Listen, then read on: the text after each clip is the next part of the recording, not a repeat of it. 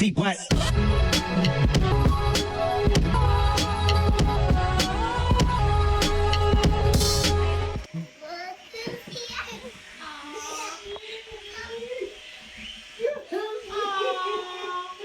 I know she was happy as shit when Trey got back. Aww. Dad! Beautiful. You know what? I hate to say this, but I mean it. I'm so jealous of her. No, but in the best way possible. She gets to grow up with like a healthy, happy family dynamic. Like everybody loves on her. I know. I'm so jealous of her. She's gonna have a great childhood. She is having a great childhood. Yeah, we're so fortunate. She's gonna be the kind of girl who like can actually call her dad and like talk to her dad about stuff, and like have a mom who she can call and talk to too. What a concept. I know. What a concept. Literally. Oh my God. Y'all don't actually know what's going on in her life. Jeez. I hope so. No, you will. The thing is I don't see there being a reality where she's going to be like, I hate my parents. You know what I mean? Yeah. Because y'all are way too understanding. Even if she woke up and decided she wanted to be like a punk rock person, y'all would be like, all right, fuck it. Yeah. Trey would go with her. He would be moshing with. That's what I'm saying. Like, I don't see there being a reality where there would be a shunning of her personality or her character. No. So there isn't a reality where she wouldn't feel comfortable. Unless she harms someone. Even still, I think that, God forbid, of course. Yeah. But I think that, like, God forbid, if she ended up in one of them scenarios where, like, she was drunk driving and, like, got into a situation, she would call y'all immediately. Yeah, she would definitely would. Immediately. Yeah. And she does not have the personality type where she would do anything intentionally malicious. You know that at 2? Yes. No, Tabria, be for real.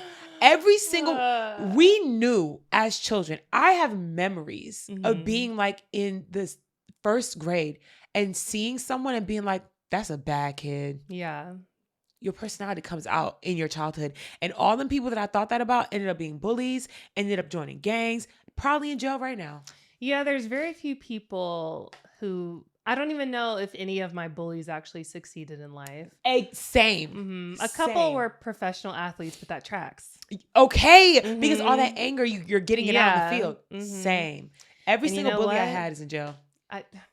I'm not saying this as if I'm excited. As if I'm happy, but I swear I'm not, you guys. But my biggest bully died. I remember this story. He was my biggest bully, and so I hated him. Yeah. I hated him so much. He made my life so miserable at school for no reason. Like he called me Hammer Toe. He was the one that nicknamed me Hammer Toe. And then he would always like draw my legs on the board because I was the only girl who didn't shave at the time. What a fucking He was such an asshole. And then died of a heart attack at like 20. Ooh, maybe even younger. He was young as fuck. Ooh, I know. Oof. Mm-hmm. Hey, there were a couple other kids that I knew that 3 kids from my high school died of a heart attack. Yes. Like shortly after high school? In my graduating class, died of a heart attack. Were y'all on drugs? Not that I know of. Shit, maybe. I don't know. But yeah. See, but things like that scare me because then it makes me feel like maybe there's an environmental thing that like they just didn't inform people about, because the odds of that happening, right? So fucking rare. Yeah. And they didn't hang in the same circles. 2 of them were athletes. Were they all bad people? 2 were one for sure. Yeah. That bully. 1 was questionable, and he was a really nice guy. If this was a TV show, it'd be one random witchy bitch in her room. No, for real. Literally. with motherfucking little voodoo dolls. But you know, they say that's why I'm nervous where we live now. If you live within like a mile of a golf course, you're like 50%, your chances of getting Parkinson's goes up by 50%. Why? It's something with like what they use how on the they turf? treat the turf. Yeah. I just downloaded this app, and this is not paid advertising whatsoever. Hold on. Welcome. Oh shit. Hi, welcome. Hey guys. Hello. I know the thing is, I know this episode is going to start in the middle of a conversation because we said Peach's name and we're earlier, and I know that's going to get chopped right off. Did we say her name? Yeah, you did. Because we started off, you were like, I talking can about just the mic. censor it. Yeah. Yeah, it's fine. But welcome back to the thick. Yes. Sometimes we get lost in conversation. Okay, but it was an app you were talking about? Okay, called Oasis. Have you heard of it? So Oasis, I feel like I have. it's a health app, and they test all the food you can get at the grocery store. Mm-hmm. And they rate everything in a very easy way to like understand from good to bad. There's like a scale, but then they list why it's bad, and they list all the pesticides and things like that, and like the percentage of it present in whatever food. My God, the way I can't eat shit no more. No. Even Dave's Killer Bread, so low. And it has so many pesticides because of how many grains they use. And the grains are all treated with pesticides. And like it explains that, like say the certain pesticide that's present in that, the rate of people who develop cancer from consuming it. Fucking no. They rate everything, water, meat, all that shit. Eggs. The eggs one fucked me up. There's like no good eggs at the store. No, it gave you like 3 options that were like really good. You can follow them on TikTok as well because they post content and they like literally will like go item by item, like breads. Oh my God, Wonder Bread was 1 out of 100 at the bottom. I believe that. Oh my God. Have you seen the videos of people wetting their bread? Yes. And it's just like a sponge. And then people in different countries are shitting on us. Yeah. They're like, well, this is what Ukrainian bread is like. Right. And as soon as water touches it, disintegrates. Yeah, literally. This woman posted a video of her mom had bought her sister pound cake for like for a holiday the year prior, and they forgot about it in the garage, pulled it out. It's a year past the expiration date. Not a single piece of mold on it. God. The reason why they didn't finish eating it is because they said that her sister is very sensitive to foods. She broke out into hives. They checked the ingredient list and it was like 30 ingredients. And in the video, she was like, pound cake is 4 ingredients. Like traditional pound cake when you make it at home is 4 ingredients. Yeah. Why the fuck does it have 32? Like I understand a preservative. Yeah. 1. Mm-hmm. Why? We're just eating. Nothing we eat is real. Hopefully nobody's eating right now. That's why I got that flour mill. I need to use it. Listen, the way me and Devonta be talking about you all the time, because Kenny made bread the other day. Oh right. Mm-hmm. And I was like, what kind of flour you use? So y'all need to start hitting Tabria up because she got that flour mill and them wheat berries. Okay. We got to do better. The realest of the real. This is a random question, but do you still use LOL? Like to express sometimes laughter? Not all the time, but sometimes. And if not, what do you just use an emoji? I've gotten to the point where I know it's a funny and I don't need to inform you that prepare yourself to laugh. You know what I mean? It's like if you say a joke, then it's like you're either going to get it or you don't. Now, I'll put an LOL. Just don't. No, yeah. Like, look at the group chat. In the group chat, like, especially, think about, we just had an exchange the other day because Trey's back and we were getting into Ria's ass. And nobody said, Trey still ain't got off of her. She can't text back because she up under that man. Nobody said LOL. Well, I said LOL. The point is, you don't have to. Somebody said something. Somebody expressed laughter through text. Maybe like a haha. Like that's why you have the reaction. So haha? No, reaction. I asked this because my little cousin, I was texting her and I said LOL and she was like, ooh, Tabria, LOL is aging you. I'm like, no, she didn't. Yes. Oh, she said I can tell you're a millennial. Damn. She said you might as well type out raw. Right. And she just uses the one that looks like the crying emoji. But I'm like, I don't know. That's not a good laughter emoji in my opinion. I like the crying one. But the long tear? I like the tear. Both work. Long tear is like, oh, I'm doubled over. That's LMAO. Mm-hmm. That might be LMFAO. LMAO is just the laughter. You know what I mean? That's so funny. I think I stopped doing it because a lot of people stopped doing it. It just naturally happened. Well, I'm still holding strong. LOL. I overuse LOL. I'm the person that overcompensates, like trying to, reduce tension in conversation with the use of LOL. I will do that only in those cases where I'm like, I hope you don't get offended by what I'm saying. Like, this is a joke. Yeah. LOL. That's so funny. Remember when people used to say lol? I hated that. That never made sense to me. Lol. That's so whack. And then, oh my girl, I heard this Mormon girl. She said hecka. And I'm like, can you? There was an era where people were saying hecka. Were really saying that. Hecka, friggin'. Yeah. Like, just don't. Then don't just do it. Heck, what was the other ones? There was so many. Flippin'. I hate flippin'. This flippin'. I do. Flippin', friggin', hecka. If you don't got the balls to commit, don't do it at all. Don't do it. Don't do it at all. Child. Dang it. Speaking of Mormons, I've been on Mormon TikTok, I guess. The food they eat is insane. I don't know about the food. What? I just know about like their fake sex that they do. Yeah. What's it? And like soaking? Soaking. Yeah. And then the one where you bounce on the bed. And that's like some real shit. Oh my God. First of all, they have soda wasted, like pop wasted. Yes. And they'll literally start acting kooky crazy. Yes. Because they went to the club and they had a soda fountain drink. Yeah. Because you just got a sugar high right now. The foods, if you go on like Utah TikTok, I love seeing the foods they eat because it's insane. I saw a video the other day and this girl dipped a hard-boiled egg into cookie crumbles. Oh, yeah. What? Yeah. There was another one with this guy. That is disgusting. There was another one where this guy was showing like this fruit salad thing that they make, but it's like fruits and then I think the base is like whipped cream and they add shredded cheese. Ugh. That's disgusting. Oh, you got to get your thrills somewhere. Oh my gosh. You know? No shade. Hey, if you ain't no fucking way a single Mormon is listening to this show. Yeah. But just in case, no shade, no tea. But y'all got to figure that shit out. Yeah. That's crazy as fuck. It's kind of strange. Tabria, how's your week? You have the biggest highlight of all highlights. Oh. Girl, what are you talking about? How was your week?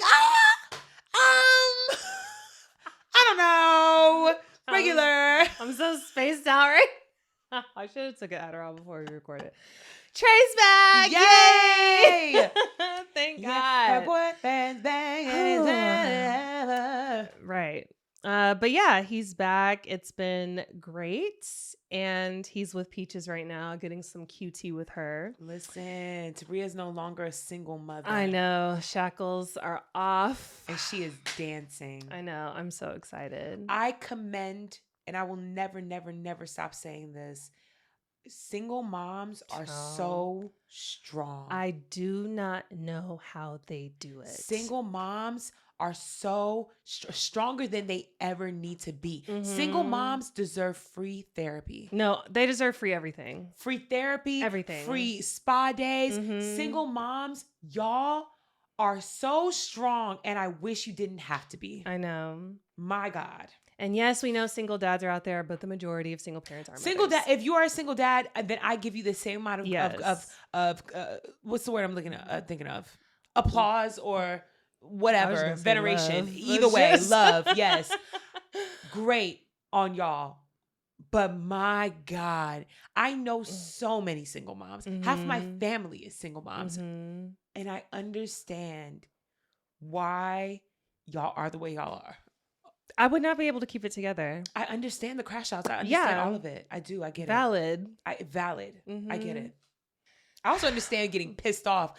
Because could you imagine being a single mom and having done that for 10, 13, 14 years and you come home and your house is a fucking mess and you ask them to do one thing, put the chicken out the fucking freezer and you come home and everybody on a goddamn game and nobody gives a fuck that you just was on your feet for 10. I would be crashing out too. Mm-hmm. I would be medicated 24/7. Oh my God. Absolutely. I would be losing my shit. Oh, mom does come home and yell. Yeah, you damn Skippy. Right. Oh my God. But that's it. How's the party? The party was actually really great. Thank you to everyone that came. No, genuinely, I'm very happy about it. But Tabria knows I've been crashing out for days now. Yeah. And I had a crash out right before I got here. I'm extremely overwhelmed and underpaid. And I am at my wit's end. I have capitalism is beating my ass, essentially. I need a day off, maybe 15. That is all.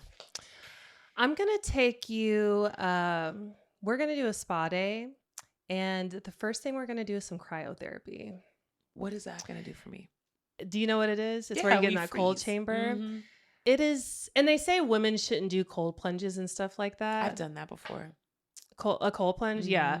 But I feel so invigorated after I do it. I haven't done it in a long time, but I really get like a burst of energy after doing it. Okay. And especially if you're really sore or just have body aches, tension, and you just do it for 2 minutes. Really? But it's freezing. It's freezing. No. When I did the cold plunge, I did it at one of those places where you go into the sauna and then you do the cold plunges, but there's like 3 different levels of cold plunge. And then you start like low, which isn't low. It's still cold as fuck. Yeah. And then it goes up and up. The final cold plunge, I think I lasted like 10 seconds. Oof. It was cold as shit. Oh my God. Like frostbite cold. Yeah.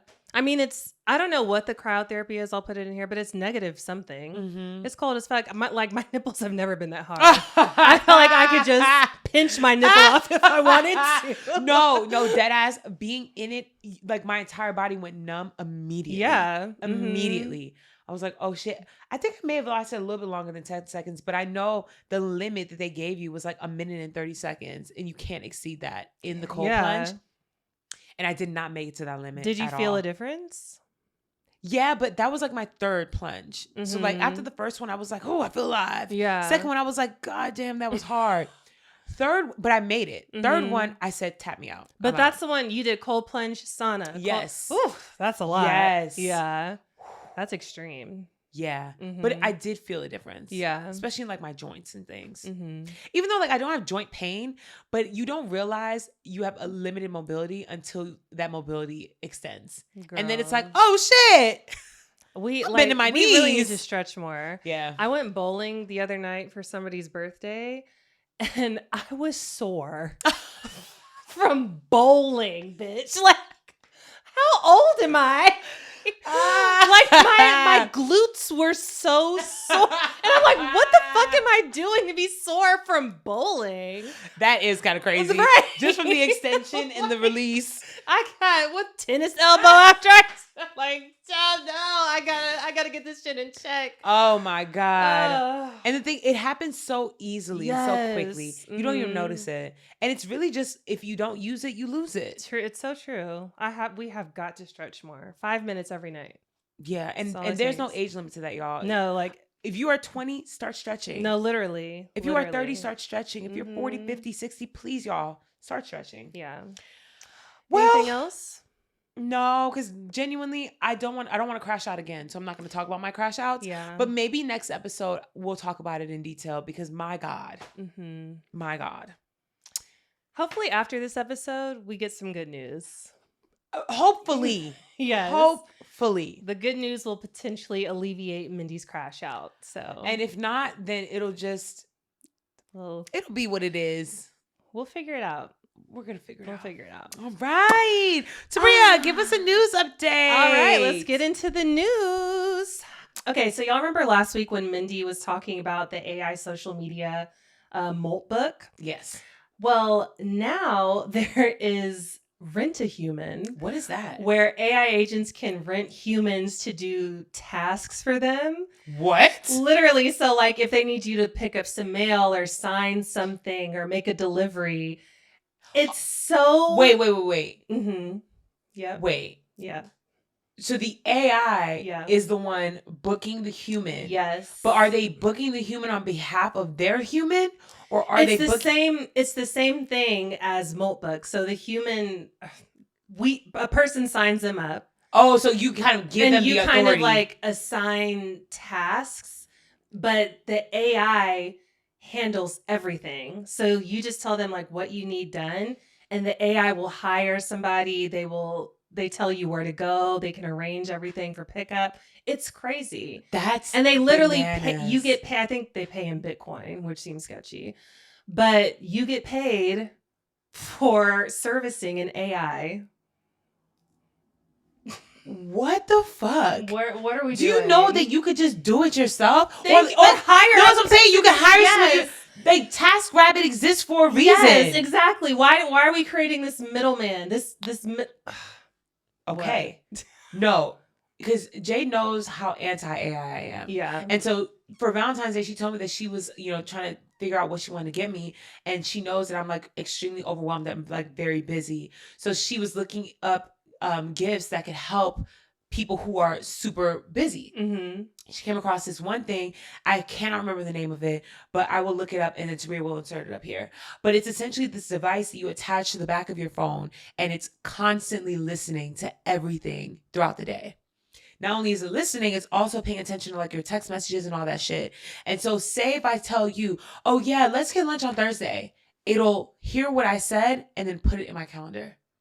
If I say, oh man, I would love to take a vacation to Mexico, it will search up based off the available dates I have on my calendar, resorts and flights and all that, and then present it when I decide to look it up without me having to search for it. So it's an AI companion and like an AI assistant that's just constantly listening throughout the day. And it has this like feature where at the end of like a week or however long, it will tell you how you can optimize your weeks by saying you spent this much amount of time doing this, you can cut that out. You took this route to work, you could take a quicker route and do this instead. And it's the whole premise of it is to help optimize your world, but it literally tracks everything. No. I was like, absolutely the fuck not. That's way too invasive. And granted, we're being listened to in surveillance 24/7 already. For sure. I'm not trying to add to that. And also, like, at what point are we over optimized? At what point are we too efficient? You know what I'm saying? Like, I don't need to be operating at 100% efficiency at all times. Sometimes I want to take the scenic route. Am I a workhorse? Right. Am I the AI? Why the fuck do I need, like, this is the issue. We think that this is beneficial to us, and it's not. Mm-hmm. It's to make us better employees. It's to make us better workers for the 1%. Yeah. They're like, well, let's sell them products to get them to work for us harder. Fuck no. Yeah. So have you been keeping up with Savannah Guthrie? Yes, I have. So if you don't know, Savannah Guthrie is a journalist and TV anchor on EBC. NBC. She's been there for several years now, and her mother was just abducted. Her name's Nancy Guthrie. She's 84 years old. She has a pacemaker. She was abducted either January 31st or February 1st, and she's still missing to this day, as of when we're recording, which is Tuesday. So February 10th. Is it the 10th? Yeah. Yes. That's okay. Yeah. So Savannah's brother-in-law was the last person to be seen with her. He dropped her off after they had dinner together. And then after that, she was abducted from her home. And there's a lot of peculiar things about this case. One being that Savannah's husband used to work for the Clintons during Bill Clinton's term. He was a staff and speechwriter for him for his full 8 years. And then after that, he started his own public affairs firm that basically scrubs information off the internet. So kind of like an Olivia Pope situation, like keeping your rep clean and stuff. So now there are speculations that since the Clintons are going on trial at the end of this month, are those public, by the way? What? The Clintons trial? Yes, because they are going to be public? Yes, because they refused to do the private one. Okay. Mm-hmm. Okay, well, I think it's the 26th and 27th, or 27th and 28th, one of them. But they're going on trial at the end of this month about the whole Epstein thing. And people are speculating that they're trying to keep her husband, Michael Feldman, quiet because of it. Another interesting thing is that Savannah Guthrie, she was one of the first journalists to conduct a mainstream interview with the Epstein victim, Virginia Guthrie, who actually took her own life allegedly last year. Because Okay? Come on. Come on. And in the latest drop of the Epstein files, Savannah's name is mentioned, not as being a part of the ring or anything like that, but Epstein was keeping an eye on her when these interviews were happening in 2019. So it's so bizarre, and it's definitely an inside job on somebody's part. Scandal, House of Cards, all these shows that basically explain to us that there are so many layers and levels of just like fucked up shit happening in the government every single day. It's the truth. It is. And these sound like storylines to a series or a movie. Yeah, literally. But it's real fucking life. And I feel so bad for that mom. I know. She did not want to, like, she had no parts. She's basically being used as a pawn, and I pray to God that she's alive. I really do. This entire situation is really unfortunate. It's very sad, but I can see how that would work in the benefit of the other side. I would do whatever it takes to save my mama. Yeah. And I forgot to mention, whoever took her, they wrote a ransom note and sent it to TMZ. Which is like, what? Yeah. And the owner of TMZ is in the Epstein files. Wait, what? I missed that. I can't remember his name. I'll link it up here. But yeah, his name is mentioned. As what? I need to double check. Oh my God. I'll put the file name here. Everybody sucks. So, I mean, everybody's in there at this point. Everybody sucks. And let me not say that, because it's not everybody. I don't want to conflate it as if it's everybody, because it's not. But there are lists. But there are lists. I've seen there are websites with a long ass list of every single person mentioned, and then they'll explain the connections. Yeah. Like, the information is out there. We just have to go and look at it. If you do want kind of an easy way to digest the files, here's a link here. Yes. jmail.world. You can go. So good. I mean, it's impressive. It's so good. Whoever created this website ate that up. It's a group of 12 engineering and tech students. Oh, period. No, they ate that up. Yes, and they're funding it themselves. That has been the easiest way for me to go through the files. The easiest. And I think that the files have been very it's been kind of scary trying to even delve into it because of how many there are, because of the structure of it and how fractured everything is. And I know a lot of people are aware of what the files are, but they have not actually looked into them. So one of our friends, I had a whole hour-long FaceTime call with him explaining what the fuck has been happening, because all he can reference is the files. And I'm like, yeah, the files are fucked up. And he's like, what do you mean? Had no idea what was actually in them, but just knows the files, Trump and files. You don't know how bad it is, though. And I think majority of U.S. citizens have no fucking clue. None. Because y'all not looking into it for real. And even if they do look into it, you have to be able to decipher it.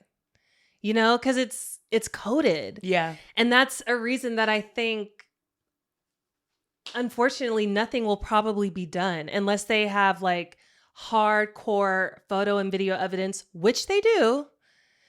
But the thing is, I think that that's not false, but it is a product of how corrupt our government is. Because in other nations, all the people who are foreign nationals, they're being punished currently. Yeah, they're losing their positions. No, they're being stripped of their titles. They've lost their positions. The Danish government is considering ending the monarchy, period, because so many of them were mentioned in the files. They're going to end their monarchy. Prince Andrew has been stripped of every title and evicted from the palace. I mean, I love that, but I would also love for them to be convicted. But the thing is, I understand that it is hard because of what you said. It's coded. But there are ways to punish people without convicting them. We're not doing anything. These people are still the head of their company. They should at least be asked to step down. They should be publicly shunned. None of that is happening. I know one step down. Paul Weiss. He was over the Olympic Committee. He stepped down, but I need to check to see if anybody else And that's has. probably because he's been getting pressure from other nations, because the Olympics is an international thing. Yeah. It's not a U.S. company. So again, it's us. It's the United States that is not doing anything about it. And it's literally, which is so fucked up, but it's up to the people. It's going to be up is. to us because there's a UCLA professor, current Yes. professor. They are on protesting. his ass. A majority of his students have dropped his class Mm-hmm. and they've been protesting out in front of it, and still nothing has been done. And what reality is that not enough to take away your pension or whatever the fuck? And it's not a pension. What's it called? Isn't it a pension?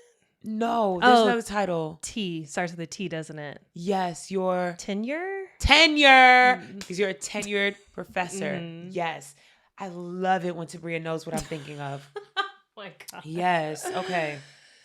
Oh, you had these listed below, but I'm just going to talk about them here. But that guy who was in the Atlanta airport, screaming about the Epstein files, and everybody was just looking at him like he was fucking crazy. People were acting like he was an inconvenience. Yes. And this is how I know majority, and when I say majority, I mean like 95% of Americans have not even been able to fully understand what is happening. They don't know what's going on. They're not even they're not looking into what's actually mentioned in the files, because even on the news, they don't go into detail. No. They just say the files, this person's mentioned the files. And they just know pedophilia. Yeah. They just files pedophilia. That's it. But it doesn't explain the full extent of what's happening. And also they paint the picture that majority of the victims are like Virginia and like the other people who have spoken out who were teens. And so they're like, well, 16. Right. It's not that bad.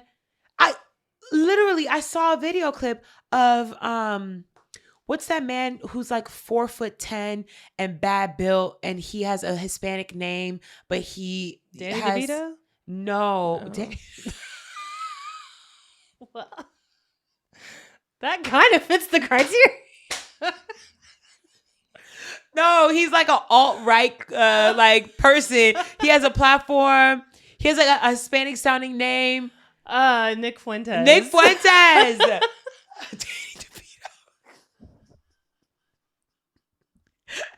Danny DeVito catching a random L, and his name ain't even Hispanic. He's Italian.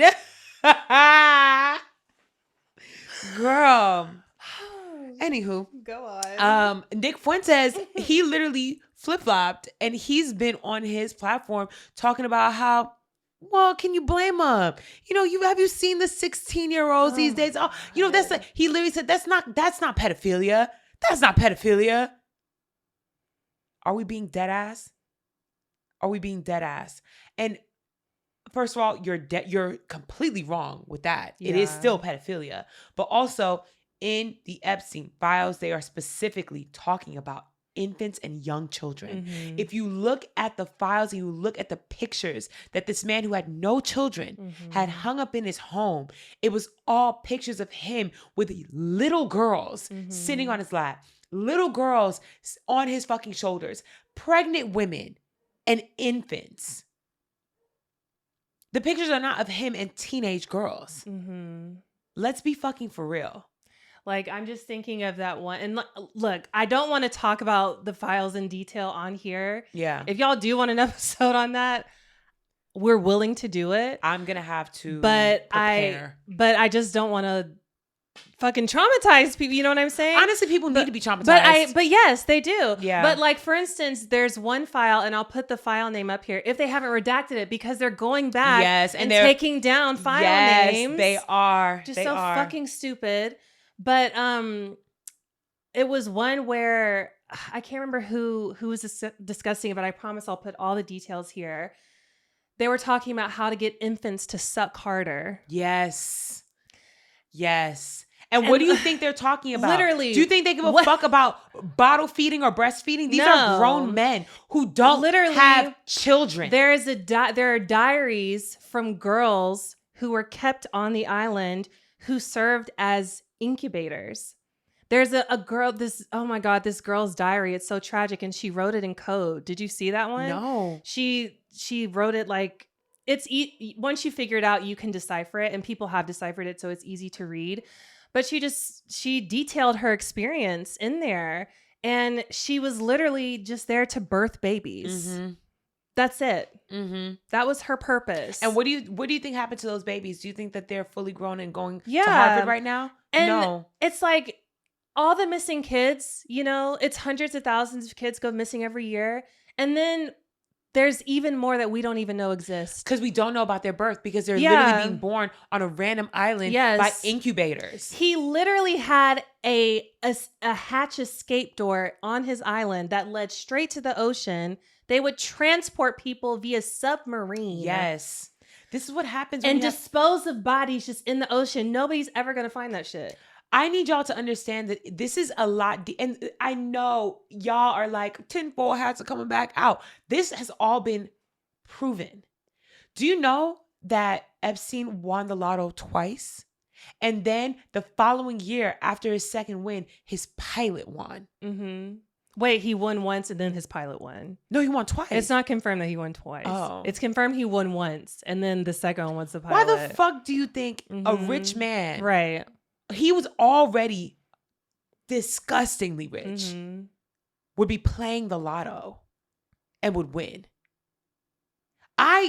That opened up a whole new hatch of like, oh, y'all paying niggas off with lotto wins. Oh, yeah. Because you gotta think about how many times have people won the lotto and we don't see them. Yeah. We just hear a man in California, a man in Florida, a woman in New York. We need to start looking into that shit. Okay? No, and then a lot of times people, they hide their information. They wear like a mask. You can claim anonymous. Yeah. But in California, you can't. Ooh. So I didn't know that. You have to make it public. It makes it really sad for me and for my daddy because that man be playing the lotto every week. He ain't never gonna win. The odds are very unlikely. Very unlikely. I know they probably do have regular people win here and there. Yeah, here and there. But very unlikely. Anywho. So Ghislaine Maxwell, in conjunction with the Clinton hearing that's happening at the end of the month, she's been asked to testify.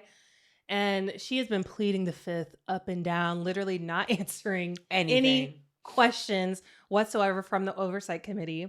And so she said the only way that she'll testify is if Trump grants her clemency, which is basically just getting rid, expunging her record, reducing her time. But she will testify in favor of Bill Clinton and Donald Trump, that they were not involved in the Epstein files. So the only way that she will testify is if they free her on the contingency that she testifies in favor of Trump and Bill Clinton. And how is that not corrupt? Literally. How is that something that's even on the table? Literally, I'll say whatever you want me to say as long as you free me. What?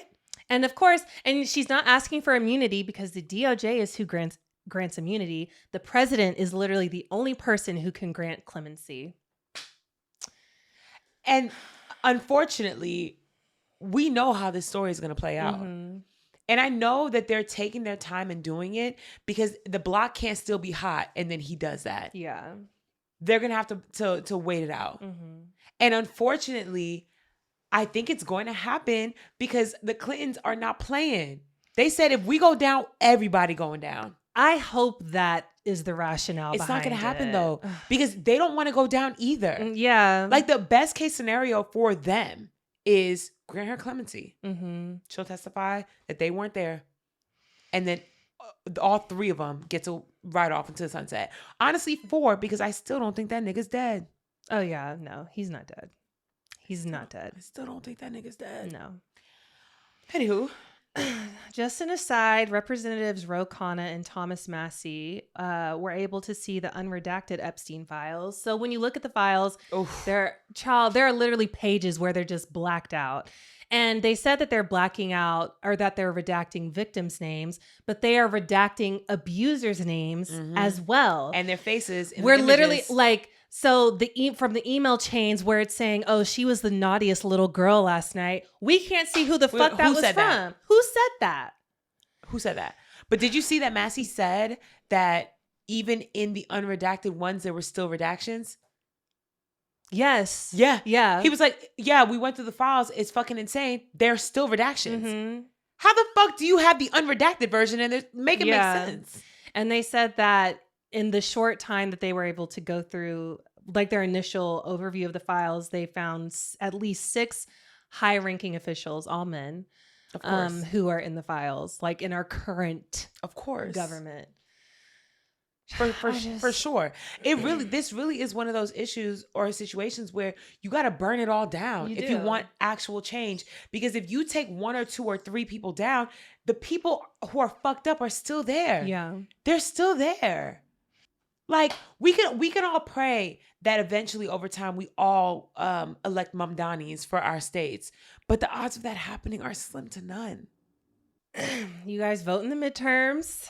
And the thing is, listen to Tabria for sure. But I cannot help but feel. Please don't say it. You're right. Just don't say it. That's fine. Do not let all my hard work be for naught. You're right. I'm gonna shut the fuck up. You are right, girl. Y'all make sure y'all go ahead and vote.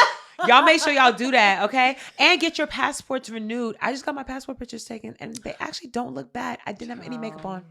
I love that for you because mine is terrible. That looks really good. Okay. You look so young. All right. January was the worst month for jobs in nearly 2 decades since the last recession in 2008. There were 108,000 layoffs, which was double the amount of what we had last January. I'm just going to do a quick run through of who laid off what. Yes. 350 journalists were laid off by the Washington Post last week. By the way, Jeff Bezos bought out the Washington Post in 2013 for $250 million. The Melania movie cost him $75 million. You do the math. Yeah. Amazon's laying off 16,000 employees. UPS is laying off up to 30,000 employees. Meta just did another round of layoffs of 1,500 employees. Pinterest is laying off 15% of its staff. This is all due to, they say, corporate restructuring, overhiring during the pandemic, and leaning towards AI and integrating AI. But you know that's because the thing is, in years prior, when companies did multiple rounds of mass layoffs, because Amazon's on like their 4th round of mass layoffs. Mm-hmm. It's typically a marker of the company not doing well and them not being able to afford these employees. In this case, they are downgrading to make more money. They're doing well. They can afford to keep them, but the greed is too much to bear. And they are instead relying on AI to do the jobs of all of these individuals. That's where we're at. When they said AI is not going to take your jobs, well, here we are. Moving right along. Ooh.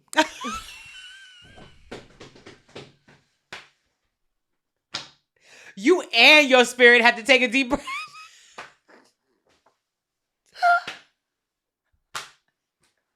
Oh my God. You and the spirit that walks within you both had Such to a hard inhale. Sorry, you inhaled guys. twice. Right. I haven't mentioned this before, but the Stanford 11 trial is taking place right now. It's literally being decided on as we speak. And this was in June of 2024. There was a group of Stanford students in a pro-Palestinian protest, and they occupied the president's office. And they were indicted on felony charges on conspiracy to trespass and vandalism. 6 of them accepted plea deals. 5 of them are on trial. And if convicted, they could be sentenced to a few years in prison and pay restitution to the university. So, yeah. Fuck Stanford. Yeah. ICE is now in Ohio and targeting Haitians at this point. Oh, my And I have not seen any ICE-related news on my feed. It was really heavy like a couple weeks ago, and now it's all gone. Yeah. Which is very questionable. No, we know that it's happening on purpose. Yeah. But have you heard about the G92 and all that? No. Okay. So in Ohio, I didn't know this, but Ohio was set to be what's the capital of Ohio again? Columbus? Or no? I got to do the research. But there's a city in Ohio that was actually supposed to be the capital of the United States before they settled on DC. There's a lot of old money and roots to like the origins of the United States in Ohio. It is extremely racist, right? There is a group of many churches in Ohio that go under the name G92, right? Their entire thing is supposed to be about coming together to help protect people, take care of people. Like there's strength in numbers. That's like part of their motto, right? So they put out a press release to all the people in the churches, to the whole community, to everybody online, basically saying, unless you work with us directly, we would appreciate it if you did not involve yourself. Please, we don't need anyone coming in from out of town. Stay home. We have this together. We're trying to keep people safe. If you have not gotten training from us specifically, do not show up in Ohio, right? Explicit. They were not playing about this. They said that everything is handled. There's no issues happening. They keep telling people ICE is barely here. There's nothing happening. There's nothing happening. When people are going and showing up, it's the exact opposite. Where people are saying, nah, they ran through my business. Nah, like they're on the streets. I've seen 7 ICE vehicles today alone. Like it's all like the ICE presence is massive there right now, but they're purposely keeping it quiet because these churches are actually not protecting these people. They're actually helping. Yeah. So a few creators who traveled to Minneapolis and were like on the ground heavy have also gone to Ohio, and they've run into so many situations of people purposely blocking them or intimidating them. Like on some like old school racist, like sundown towns where it's like, you really shouldn't be here type vibes. Ugh. Yeah. And so people have been like, I've seen multiple videos from creators basically saying things are not all right in Ohio and it's scary. And they're like, we need people to show. I know they keep telling y'all don't come here. We need people here because it's getting very scary. Yeah. And now Trump just threatened to withhold funding, federal funding to states that have sanctuary cities, which are all blue states, obviously. But I'm like, can we stop funding the whole fucking country? Because red states wouldn't have a hill to stand on if it weren't for us. I cannot California alone. I cannot wait until Gavin Newsom is no longer the governor. And I'm not saying that because I genuinely believe that, like, I have faith in another person. I want to see what the shift is going to look like. First of all, I want whoever replaces him to be someone who is, you know, people-minded and is good, of course. But I also want to see how much wrong he was actually doing that we were unaware of. I really dread doing the California voter guide because it's not going to be good. I know. The replacement is I like one person. But I know that he's not going to get it. We can't say that. The same way you didn't want me to say what I say, you can't say that neither. Well, keep hope alive. He's not even polling. So, he's not even polling. Oh, God.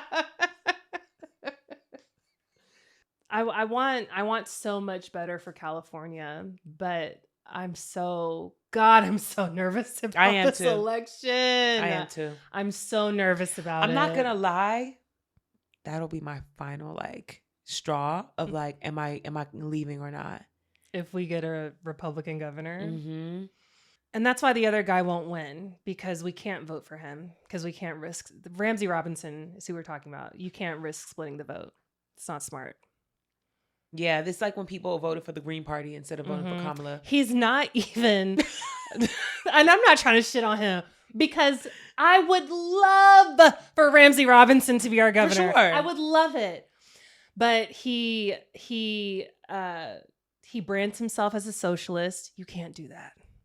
Well, it's no Democratic socialist. He does not say that. I know, yeah. He just says socialist. You can't do that. People are scared of that. He's with the Peace and Freedom Party. Who? I know.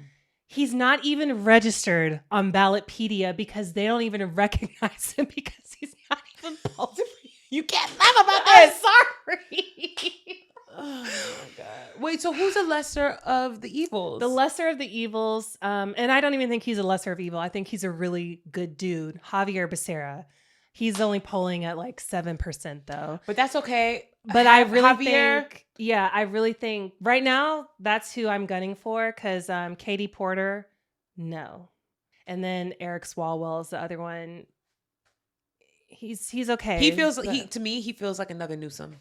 Yeah, but Javier Becerra would actually. That's the one I'm hoping for as of now. I hope. Mm-hmm. I hope, because I used to get excited just by seeing people of color, and now I realize after seeing Oh yeah, all the girl. ICE agents, that doesn't mean a goddamn thing At all. There's at no all. solidarity amongst the ranks. The guy who's leading the Florida governor race. Oh yeah, he's shitty. Coon Wow, he is shitty. Yeah. My God. Yeah. Yeah. He's nuts.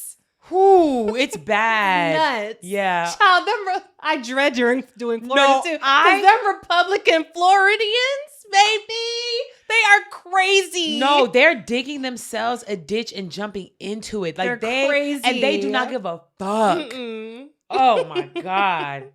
Anyway, we veered off a little bit. We did. Child. I need to hear about this one. What? The RFK? Oh. I was going to mention the Trump racist tweet, her racist truth social. Oh, yeah. But everybody saw it. We know we know who he is. The thing is, I'm happy that we're not going to talk about it in detail, only because I felt like that entire thing was a distraction and that people took the bait. Mm-hmm. There was nothing new or surprising or shocking about that. Like, that was mild but in comparison. Know what surprised me is so many MAGA reactions. Oh, yeah. I'm like, this is what set it off for y'all? This? He's done worse. Yes. But they're like, oh no, what in such poor taste, not in making the monkeys. First of all, saying it was a video and it was a parody on The Lion King, but there were no other, like, the fact that came from Caroline Leavitt, it was a parody on The Lion King. No other animals mentioned. None. We didn't see a picture of Trump's face on Simba's body. Yeah. And there were no monkeys like that in The Lion King. There was a baboon. What are we talking about? Oh, God. To end it off with all the dumbasses in the White House, RFK is on a nutrition tour right now, and he stopped in Tennessee. And he said that the keto diet can cure schizophrenia and other mental health illnesses, and also mentioned that people can reverse their bipolar diagnosis through diet. Can I tell you something right now? Yes. Me, being someone who had not only been on keto for months, but also is currently on it right now, my mental health is worse. Okay? I was going through it every single time. It didn't make me clearer. Mm-hmm. I did not have less stress and anxiety. I know that I do not have a formal diagnosis as a schizophrenic or as a bipolar person, but to say that the keto diet can help with mental illness is a bold-faced fucking lie, because I still need Adderall. The fact that it not even just help, but cure schizophrenia. If that was the case, I should be at my best mentally. And keto has been proven to help with epilepsy, and that's literally it. Not cure it, but it might be able to alleviate the intensity of seizures. And I will say this. I do feel clearer, but to me, it's not because of keto as a whole. It's because you make better choices in your food. Mm-hmm. And I'm not eating to the point of fatigue anymore. Right. You know what I mean? Like I have ate so many salads in the past month. So many salads. You get tired of eating cheese every day. Yeah. So eventually my diet is just meat, veggies. That's why I feel lighter and clearer. Exactly. If I did keto and I was eating burgers, lettuce wrap burgers every day, I'd probably feel the same. Mm-hmm. It's not rocket science. My God. All right, that's it for the news, and I'm going to end it with some good news. Yay. So, as of January 22nd, you know that the U.S. exited the World Health Organization. Mm-hmm. And ever since then, there have been some groundbreaking studies that have been released. And this probably just coincidence, right? Who knows? I don't know. It's not. But it's... It's not. But so many good discoveries are being made. That have already existed. Okay. Oh, my God. So, I'll just run through them really quick. Japanese scientists have used generative medicine to restore motor function in paralyzed patients. China scientists reversed Alzheimer's in mice. For the first time in 100 years, Alzheimer's may now be reversible. That's insane in the best way. In Vietnam, doctors use stem cells to cure leukemia. Brazilian researchers discover an earwax test that may be able to detect cancer before tumors even form in your body. A team of Korean scientists reversed colon cancer. You know that is running amok in America right now. Mexican scientists successfully eliminated HPV. Eliminated it. Doctors in Cuba developed a lung cancer vaccine. Vaccines for cancer. And Russia announced their new cancer vaccine that showed 100% success in clinical trials and is now ready for clinical use. Do you know what this means? This means that all this was already out there. Yeah. They didn't just, I'm inclined to. They didn't just like, oh, by the way, found a cure. Ooh, me too. Ooh, me too. All in the span of a month. When the U.S. backed away from who? The World Health Organization. Yeah. Just in case. Because I don't want somebody to be like, who? Right. Who that? But when the U.S. backed away from it, I bet you we also took our fucking hands from around their fucking throats too. Literally. Because you know what was happening is that they found these cures, but the cures come too easy. It's a one thing. It's a vaccine. No, we got to find a way to create a subscription so we can make as much money as possible. And y'all don't get to be healed overnight. No, you got to be on this pill till the day you die. Yeah. Y'all, we're going to jump into the pop culture because I don't think that y'all understand just how bad it's getting with everything being a subscription. I told y'all last week about how Netflix is now going to be charging people $5 a month for good audio. Yeah. HP, the computer company, they have now launched a program where you can rent a brand new laptop and they have plans from $35 a month to $85 a month. And then you have add-ons for like a charger, $5 a month, a USB port, $5 a month, all these things, add-ons. Do you know that within 6 months of paying this, you could just buy a fucking laptop? Literally. I know what's about to happen. Mark my fucking words. They're launching this as an option, and in 6 months, you won't be able to buy a laptop outright, period. Period. They're going to strong arm you into this. Literally. You know, they're already doing that with RAM. Yeah. Yeah. There's only so much RAM that we can have because of the material it's made from. And all these like massive corporations are just buying it out. Yes. We're literally running out of storage. Yes. And there was literally just a class action lawsuit that settled, I think, with Apple because they were purposely reducing the amount of storage so that people had to purchase iCloud. And then when they purchased it, they were reducing that. So it's like, how did I buy a terabyte on iCloud, and in 6 months from me just taking pictures of my family, my friends, it's full. Yeah. It really wasn't. They were just telling you it was because it's the cloud and they can do what the fuck they want to with it. And it was just proven that they were out here fucking us. And now there's a class action lawsuit. Make sure if y'all want to sign up for that so you can get your check, because they're saying the check is going to be about $2,100 per person. Period. And that's a cute amount of money. Yeah. It usually be 13 cents. That's good. But yeah. God, subscriptions will be the death of us, man.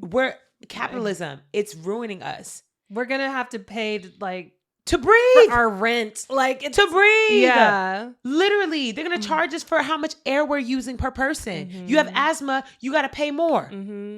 My God. Anywho, we're gonna jump into. I'm gonna wait till the end to talk about the Super Bowl because my God. So this past week, Candace Owens put out an open letter. It was about 15 minutes long. Addressed directly to Erika Kirk, where she revealed a lot of information. Some of it sounded cuckoo bananas. A lot of it seemed very, very real. We also learned that Erika Kirk was cut out of Charlie Kirk's will. Why would you do that to your wife that you love? You don't, because you don't love her and she was a shitty person. You probably found something out before you died. Okay. In this 15-minute open letter, Candace Owens reveals that before his death, Charlie Kirk met with Bibi Netanyahu in the Hamptons, and that Netanyahu offered to buy Turning Point. Really? For like $3 billion. It was a stupid amount of money. Stupid. Oh my God. Yes. And Charlie Kirk said no. because Charlie Kirk, as much of a bigoted racist as he was also very pro-American. Yeah. And he said, fuck no, this is Yeah. Americana. This is American-born racism. I'm not going to let you influence this. TPUSA. Okay, USA. So he turned it down. He said, fuck no. Damn. And BB, there was also proof that Erika met with one of Netanyahu's people before it all happened. And one of his people flew into Utah after the death. Also found out about the death before anyone else did. Yeah. It's actually worth a watch, even though she is rambling on a lot and she does say a lot. But in it, she's dropping a lot of receipts. Like, she talks about the time Erika Kirk's plane landed in, because he was shot in Colorado? Yeah. In Colorado, because she was somewhere else when it happened. When she found out about it, her plane landed. She has the log when her plane landed. She waited an hour and 15 minutes for that other guy's plane to land and then went to the hospital. If you found out that your husband was shot, would you sit at an airport for an hour and 15 minutes? Not. Okay. And waited for him. And then they went to the hospital together. Yes. So that's when, and she literally was listing all these facts out, and she was like, I understand the law and you cannot sue me because what I'm saying is true. She said, have your lawyers call my lawyers if you have a problem with it, but everything I'm saying is true. Crazy. And she also had proof that Erika Kirk met with Netanyahu after his death. And now she is in charge of Turning Point. She's the CEO, but basically Candace is implying that she took the deal. And that $3 billion is now hers. And she basically sacrificed her husband for the money. And she also said that Charlie was actually really in love with Erika, but Erika was using him as a means to an end. And that he didn't realize what was happening. But as soon as she came into the picture, things started to change. She was like really using her influence on him to do things and to like shift things and the narratives and all that. And one thing he refused to bend on was the Israel thing. And now all of a sudden, he's gone. That's wild. I know. She just looks so sinister. Evil. Yeah. A lot of these people, they look like you can see someone's spirit on the outside. Yeah. And yours is dark and burnt. My God. Sunshine Benzi. For all those of you who don't know who that is, she is the white rapper who kind of sounds like Nicki Minaj, and she has that song called Trump the Bill. People have been really upset with her, or like not even upset with her, but just like not playing around with her and being a culture vulture in this climate. Yeah. Unfortunately, babes, you decide to come out at the wrong fucking time. And people just don't have the capacity to deal with that right now.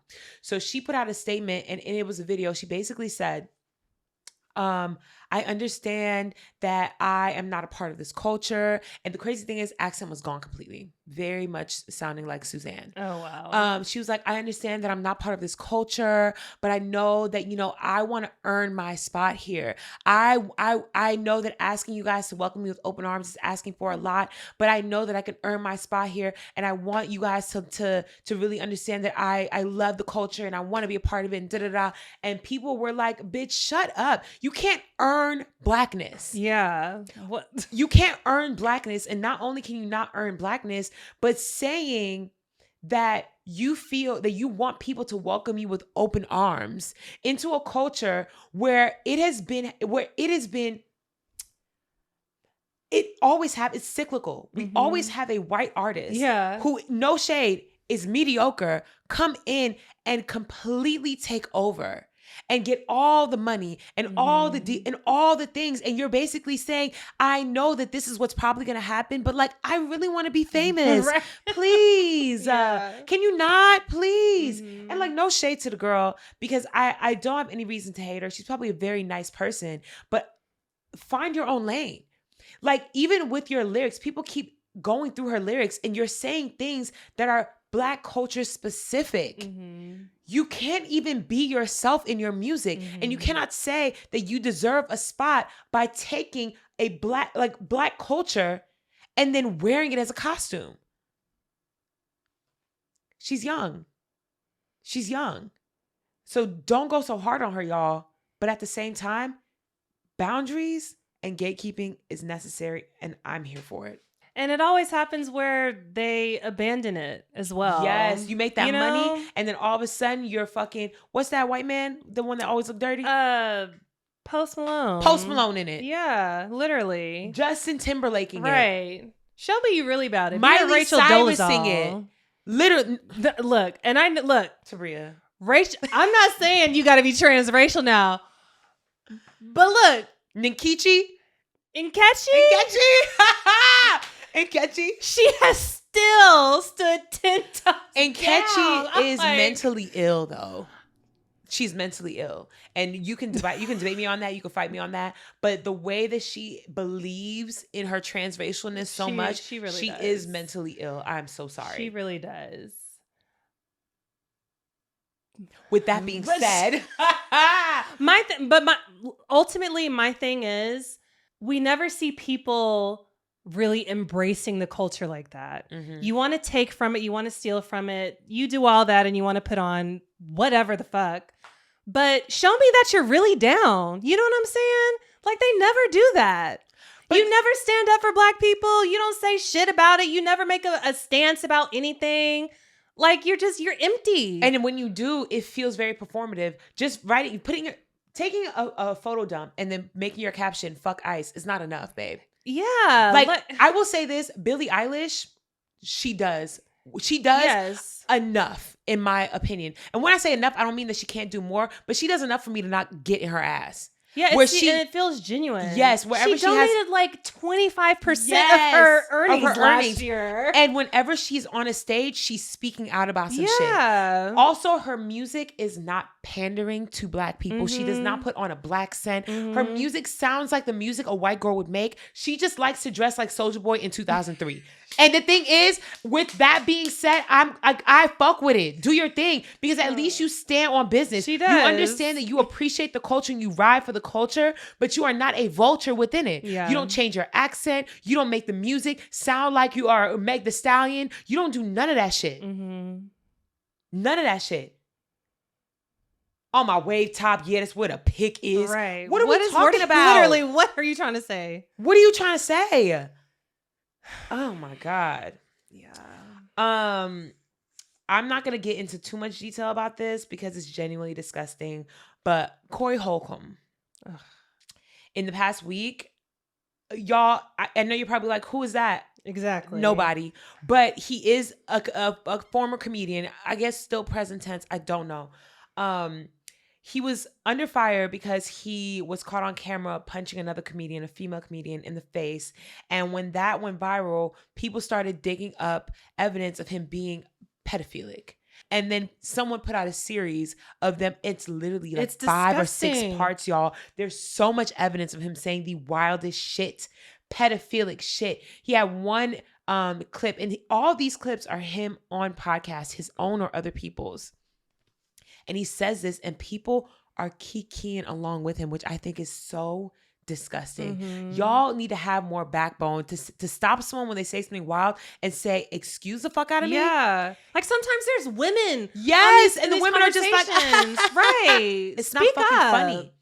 I'm going to tell you the two not most egregious, because all of it is egregious, but the 2 instances that really made me turn my phone off. Mm-hmm. One, he's talking about seeing a young child with a Welch's grape juice bottle in her mouth. And the way he talks about it is he says that half the bottle was in her fucking mouth, right?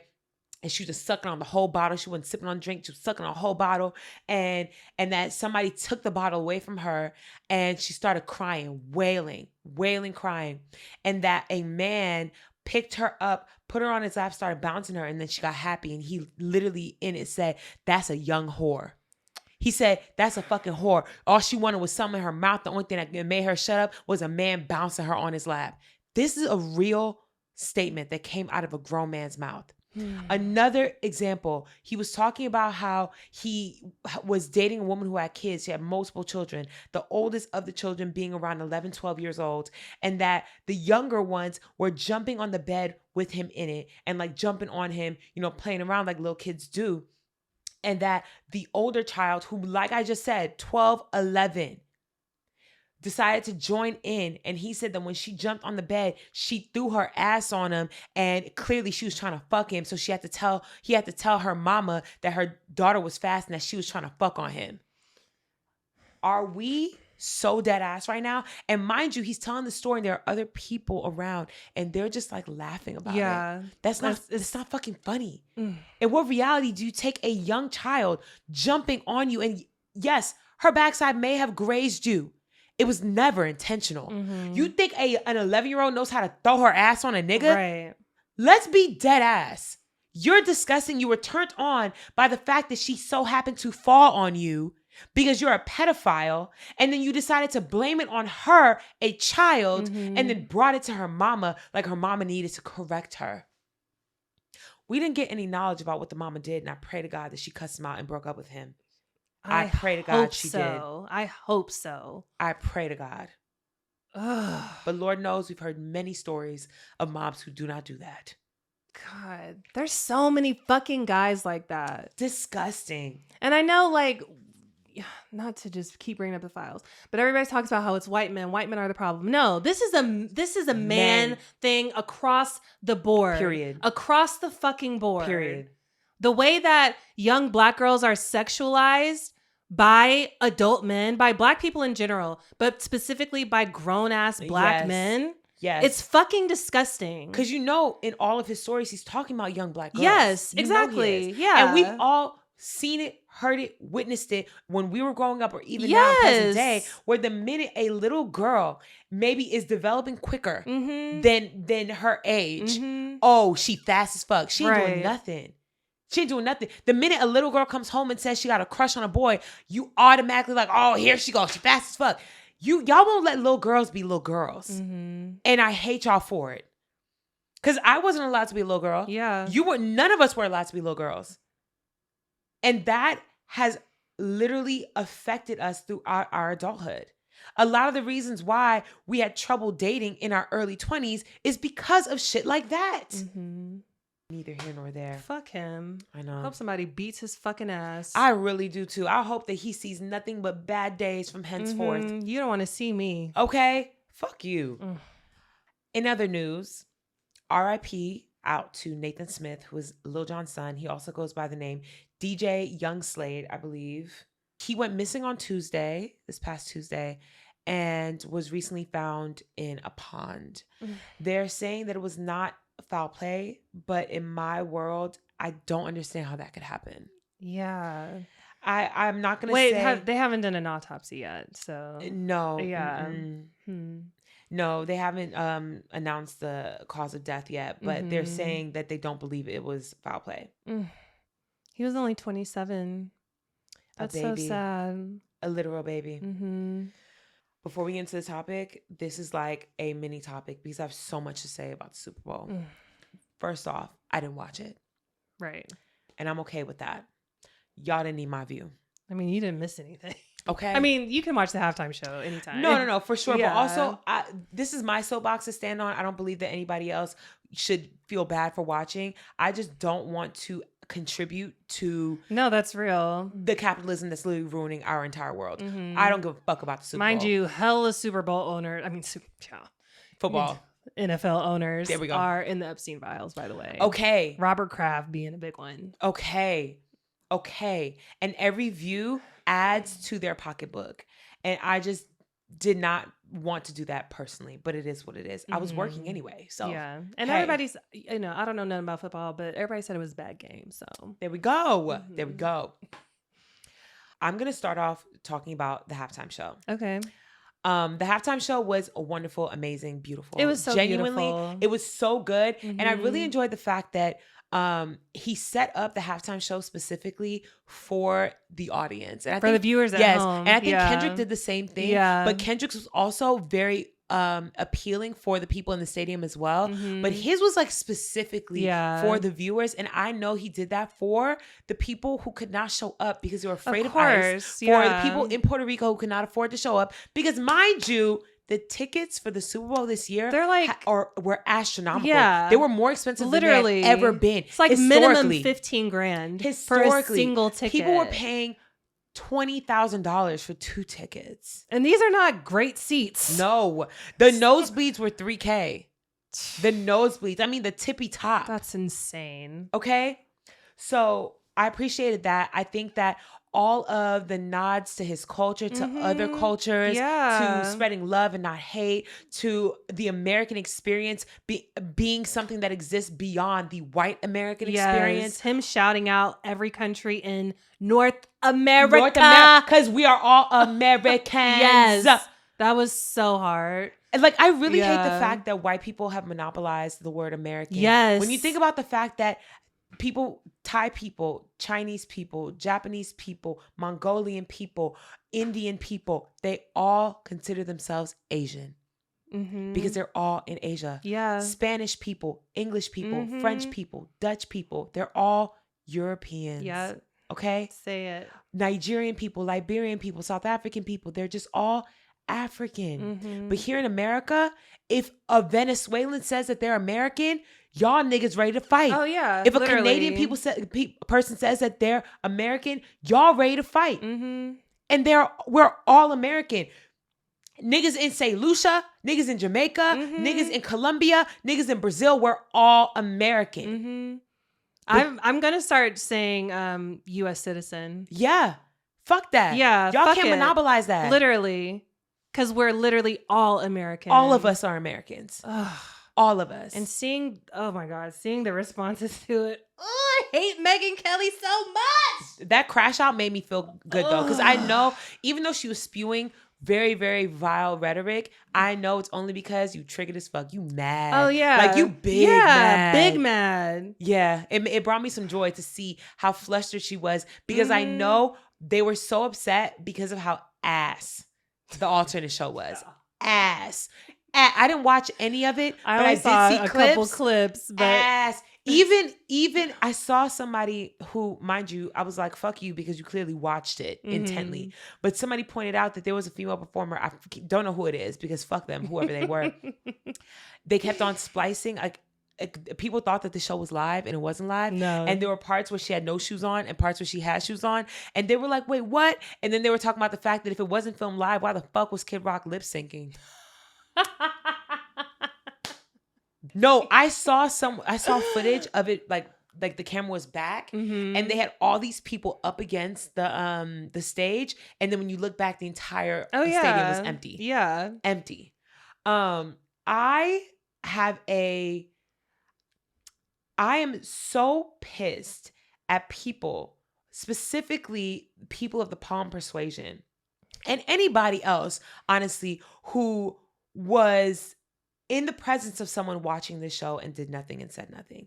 I saw multiple videos. One of this kid who like, and I don't know how old they were. They seemed old enough, but they were recording the fact that they were at home with their family. It was a big Super Bowl party, but they were like, sucks I can't watch the Bad Bunny Bowl or whatever because their Mima and Peepaw made them watch the Turning Point one, right? And then I saw another video of someone who was invited to a Super Bowl party at a very nice home. It was like a mansion, clearly.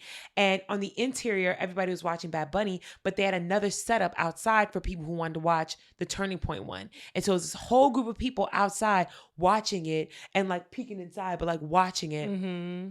And to me, y'all have no fucking spine because there's no reality where I'm staying at a party that is accommodating to racist, hateful people. Fuck y'all. Yeah. You think you as a host, fuck you. Fuck you. You want to accommodate people who want to watch an ass show. It's not about entertainment because it wasn't entertaining. It's only about racism. Yeah. You want to accommodate these people and I'm supposed to just watch them come back in from the halftime show and then continue to kiki with them? Fuck y'all. Fuck me, mom, peepaw too. Fuck them. I don't give a fuck if you're my family or not. If I come over and you are like, oh, we're not watching a halftime show because you don't want to see somebody brown speaking Spanish, fuck you. The same way these family members would never speak to y'all again if you came out as trans, queer, if you brought home somebody who wasn't white, the same way they would shun you. I'm gonna need y'all to start shunning these motherfuckers because the only reason why they can continue to be outwardly racist is because of y'all. Because of You allow your it. soft ass family members who are just like, but it's my mima, but it's my cousin. Who gives a fuck? Shun them, isolate them into adjusting. They're never going to change at all. But 20 years ago, the reason why we didn't have these issues is because if they came out and were outwardly racist in this manner, they would be shunned. They would be isolated. They would lose their jobs. They would lose their brand deals. And now they feel like they can do it because y'all are allowing it. Start publicly shaming these people. Tell grandma that next time you see her, she'll be dead. You'll come to her funeral because you can't be around racist motherfuckers like that. What is wrong with y'all? There was even, after we finished watching it, I was with Trey's family. They're Latino, and child, we watched it 3 times back to Period. back. Yeah, they loved it. They loved it. Yes. But one of them called their friend who's black, and their whole family is black, and asked, like, did you enjoy the halftime show? And they said no. Like, they hated it. Yes. Why? Because they didn't understand it. The same reasons. And I'm like, are you fucking stupid? Yes, you are. You're ignorant. You're ignorant. Okay, it's not clearly it's not just the people with the palm persuasion. No, it's not. It's all of y'all. I saw a video and it was a Hispanic man who said that he didn't fuck with it. He said he didn't fuck with it and he was like, this is doing nothing but adding more divisiveness. Like, of course people are mad. We're in America, man. We gotta speak English because we're in America, man. Y'all act like you don't understand what rhythm is. You can't just vibe? Literally. You can't just vibe? What is wrong with y'all? Like, the hate is so normalized that you think the normal reaction to any situation should be hate. How is it unreasonable to say, well, 42 million people in the United States speak Spanish. Puerto Rico is literally a colony of the United States. Yes. They are all United States citizens. How is it fucked up to give them representation? If Hawaii had because the thing is, y'all act like we just picked up a random Spanish speaker and said perform. Right. Bad Bunny is bigger than Beyonce. He's the biggest artist in the world. He's the biggest artist in the world. That's why the NFL chose him, because the world is bigger than America. Okay. And not only that, we should be proud that the biggest artist in the world is an American citizen. Yes. Why the fuck are we not proud of that? Yeah. If Hawaii had someone who literally only spoke Hawaiian, but they became the biggest artist in the world, will we not want to platform them and say, yes, this is America? Right. No. Y'all are all hateful people. Disgusting. My God. Every time we record, I'm like, I know, same. Every single time it just like this has become a necessary venting session, though, I will say, because throughout the week it just builds and it builds. Especially because you're around white people all the time. Oh my God, the way it builds. Y'all, without putting too much information out there, I literally had a bride this week. There was a delay on her dress. She ordered it last year. It took her 8 months to get her dress. She was so frustrated that she pulled strings and found a connect to the owner of the brand. It's a couture brand. Contacted them and they had to explain to her that production was stalled for months because there's a war happening in the Ukraine and they had to move their facilities to Poland and set up shop before they could continue making these dresses by hand, mind you. And her response to me was, I mean, I empathize. I understand there's a war going on, but like, where the fuck is my dress?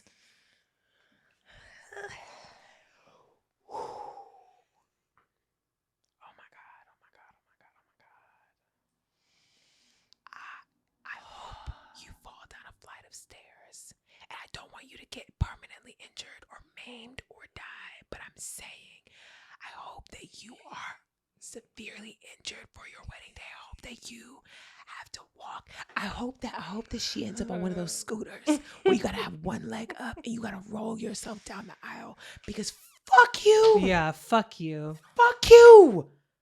Oh, I understand that there's a war going on. Ukrainian people are literally dying. Yeah. dying. But my wedding, eat a dick. Wow.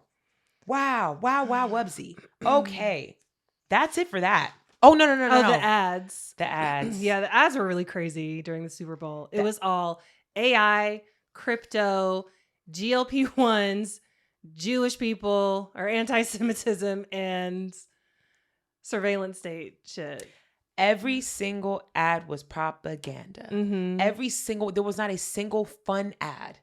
There was a few. It was literally Budweiser, Bud Light, Coke, Skechers, and Ritz. And Okay. T-Mobile. Okay. Budweiser, Bud Light, to me, still propaganda. You trying to get people drunk. Like, I still think, you know what I mean? And that alcohol one, too. Exactly. With the AI, with the robots. Yeah. Okay. Mm-hmm. Ritz, what was their commercial? It was actually a play on Epstein Island. Okay, that's what it was. Yeah. No, that was poor choice. Yeah. Y'all should have pulled that shit. Okay. But people loved it. Fucking insane. People loved that commercial. Fucking insane. Yeah. But again, like the Ritz commercial pissed me off too, because I feel like they're trying to desensitize us to what's happening. Mm-hmm. Where now it's memeified. Yeah. Come on to this private island. Yeah. It's memeified. Yeah. Atrocities occurred. Mm-hmm. And now it's memeified. Mike Tyson, I hope you never have another good day. Mm-hmm. Because again, I know it was a paycheck, but speaking on your deceased sister in that manner, Mm-hmm. speaking on yourself in that manner, saying that you were fat, disgusting, nasty, blubbery. Mm-hmm. You hated yourself. You hated yourself. You were disgusting. So in turn, you hated your sister too? Okay. Okay? Making it seem as if your sister deserved to die early Mm-hmm. because she was overweight. There is not a single check that's big enough. Mm-mm. You sold your fucking soul. I mean, he's never been a good person. Been gone. Never been. Been gone. He was beating the fuck out of his literally girl. Been gone. Literally. Fuck Been you. gone. Hope My you have God. erectile dysfunction. Same. Ugh. That commercial really pissed me off. I'm not gonna lie. Mm-hmm. The other commercial that really upset me was the pro-Israel one. Let me tell you, for those of you who did not see it, it is basically a young Jewish kid who's in high school who I guess is being bullied. He goes to his locker and there's a sticker on it that says something like Dirty Jew. Mm-hmm. It's on his backpack. It's on his backpack and it says Dirty Jew. Somebody put it on his backpack. And then a black boy walks up. I think he removes it. No, he puts a blue post-it over it. Covers it and says, I understand. Mm-hmm. And then walks away. And the commercial is about preventing anti-Semitism. Mm-hmm. I know that Tabria is not affiliated in the sentiments that I'm about to say. Because I know, no, because I don't want people to be like, oh no, they're anti-Semitic. I'm not anti-Semitic at all.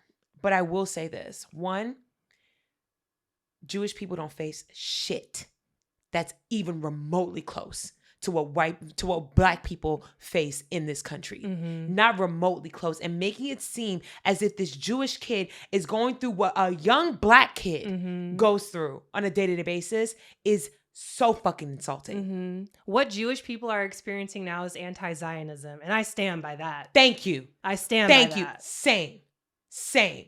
You making it seem as if Jewish people, who, mind you, we don't know you're Jewish until you make it obvious, unless you are Hasidic. Mm-hmm. You look like every other white person out here. Mm-hmm. Ain't nobody looking at you and being like, is that a Jew? Dirty Jew! Right. Nobody's doing that. Nobody's saying But that. as black people, I can't go anywhere without people seeing first, there goes a nigga. Mm-hmm.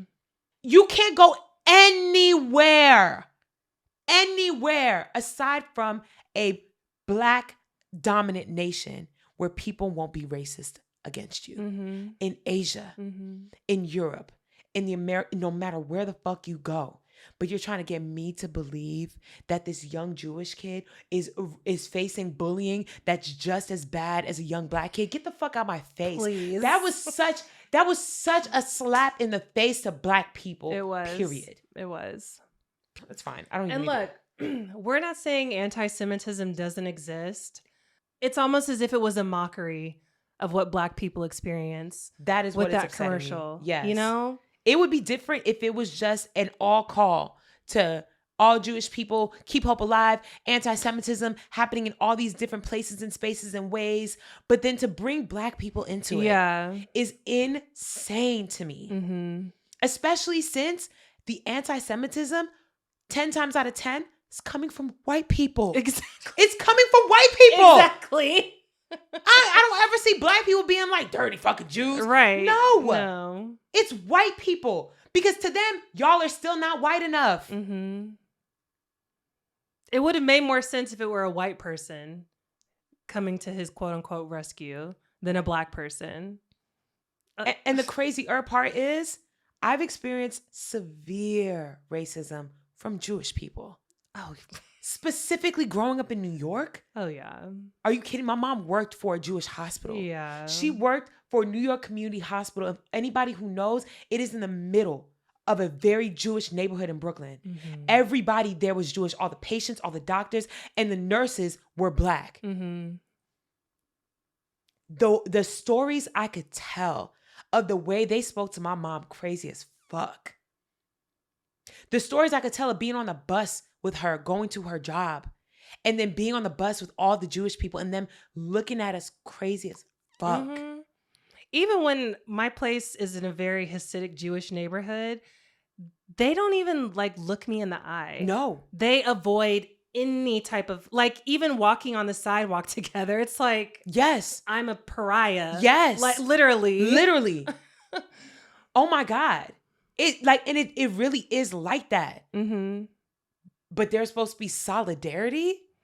Oh, please. Oh, brother. Yeah. Okay. So the episode is not going to specifically be about Gnosticism. This is going to be about religion in general. Oh, I've done it was about Gnosticism. No, it's going to be about religion in general. I have done a lot of research, and before I get into the things that I've researched, I'm going to say a couple things. Mm-hmm. One, I feel very qualified. I grew up, like I've said before, embedded into the bedrock of the church, okay? I grew up extremely Catholic. I went to Catholic school my entire life. I was an altar girl. I went to Sunday school. I did all the programs. I've had my first communion, my confirmation. I've done all the things, okay? Not only did I go to Catholic school, I went to church on Saturday and Sunday. I was at church 7 days a week. No exaggerations. Yeah. Even Girl Scouts happened in the church, and we opened it up with prayer. Mm-hmm. Okay? I've done a lot of research. A lot of this will be factual, but it'll also be my opinion and a little bit of walk with me. You know what I mean? Yeah. A little bit of walk with me. You know what I mean? Yeah, I get you. Because I'm not going to call it a conspiracy. It's just going to be a walk with me. Yeah. I really want to talk about this because of the mentions of certain ancient demonic gods in the Epstein files, like Baal. Yeah. Okay? Mm-hmm. And people being like, oh, well, that doesn't mean anything. And me being someone who has read the Bible and who has intimate knowledge of what's within it, I know that there is a lot of shit that is hypocritical when you think about Christianity. Now, the Christians that are going to listen to this, please don't get mad at me. Please don't. I know we have friends that are staunchly Christian. Yeah. And I'm never going to tell you to stop practicing your religion. I'm just going to speak on the things that I find hypocritical and the things that I find to have holes in the theory. Okay? Because one thing I always ran into in my childhood and growing up in the church is whenever I had a question, there was never an answer. And the answer was always have faith. Yeah. The answer was always God has a plan. Mm-hmm. The answer was always, oh, in the text, this says this, but they don't mean it like that. Mm-hmm. And they got to pick and choose what was literal and what was not. I have this running theory, which has some backing, that the Christian God that we pray to today is not who we think it is. Mm-hmm. And it's because of the fact that white people have used and have bastardized Christianity to be a cover for the true demonic person that they praise, right? In the same way that through slavery, we had our indigenous religions, and in order to maintain our connection to our indigenous spirits, but to not get in trouble, we created things like hoodoo and voodoo that used saints and God as figureheads to cover for the true religion that we were working. You know what I mean? And I think that white people did the exact same thing. So, and let me know if I'm not being clear enough, because I want people to understand. Yeah. Okay. So, as an example, we all know, for one, Christianity and most Abrahamic religions were brought to Africa and to Africans and to indigenous people throughout the world, not just in Africa, but in Asia, in South America, across the board. These religions were brought through colonization, through war, through, people like to say trade, but it was never that nice. As much as we love to say, you know, we love Jesus and to God be the glory, think about how difficult it would be to walk into a tribe and say, have you heard about Jesus? And everybody be like, hell yeah, bring them on in. We're Christian now. It doesn't happen that way. And I know that y'all love to believe that, and you think that missionaries are still doing that work today. They are not introducing religion to these people through just kind-hearted ways. I don't know if y'all have heard about the atrocities the missionaries have done in Africa with a baby formula, with, you know what I mean? Yeah. With all these things. And even I have examples from my mother's childhood of missionaries doing really fucked up things, but beating the religion into the people of said nation, right? Withholding things like food, but giving it to them once they come to church and say a prayer. You know, like you're basically strong-arming people into this religion. And as Black people, I really want us to think about the fact that we were taken, we were put into slavery, we had this religion imposed upon us, and they had the master and the slave praying to the same God. If that was our reality, who do you think, whose prayers were being answered? You have the master and you have the slave. The master was living good, fruitful, making money, expanding their dominion. And the slave was dying with the hopes of reaching heaven and then receiving some kind of grace from God. Yeah. Do you not believe that with every whip, with every child that was being raped or tortured or eaten or whatever the case may be, that they weren't calling out to God? Why was God not answering their prayers? Yeah. Maybe because he was not our God. That's why whenever people say things like, oh, that was God when something good happens, I'm like, I don't know. Okay. So in the Epstein files specifically, there is an email where Epstein says, Jesus is a trick on niggers. Writes it out. Jesus is a trick on niggers. And it's a response to another email where whoever he's talking to is kind of making light of the fact that Black people always give praise to God. And he was like, LOL, Jesus is the biggest trick on niggas. Theoretically, if you were a people who praised a war god who loved to place plagues on people, wipe out people's children, think about all the things that happen in the Old Testament specifically. That was done specifically by God. Okay? Wiping out whole nations of people, killing people, striking people down, making people sacrifice their own children. doing all these things, right? Imagine you praise a God of war like that. What would be the ultimate sacrifice or the ultimate way to show your dedication and worship of this God? Would it not be to wage wars, enslave people, force them to praise this God while still doing them dirty as fuck and abusing them?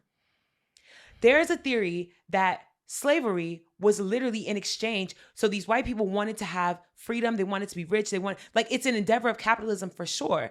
But slavery and colonization is literally one big sacrifice.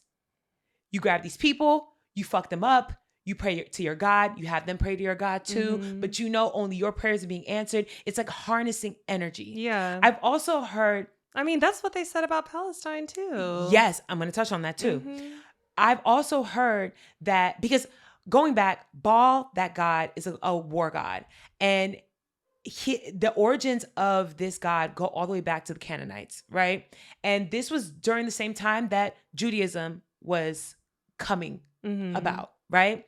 And so there is this intersection of it being the same. And then it kind of branches out. And so there are theories that those people have the same roots.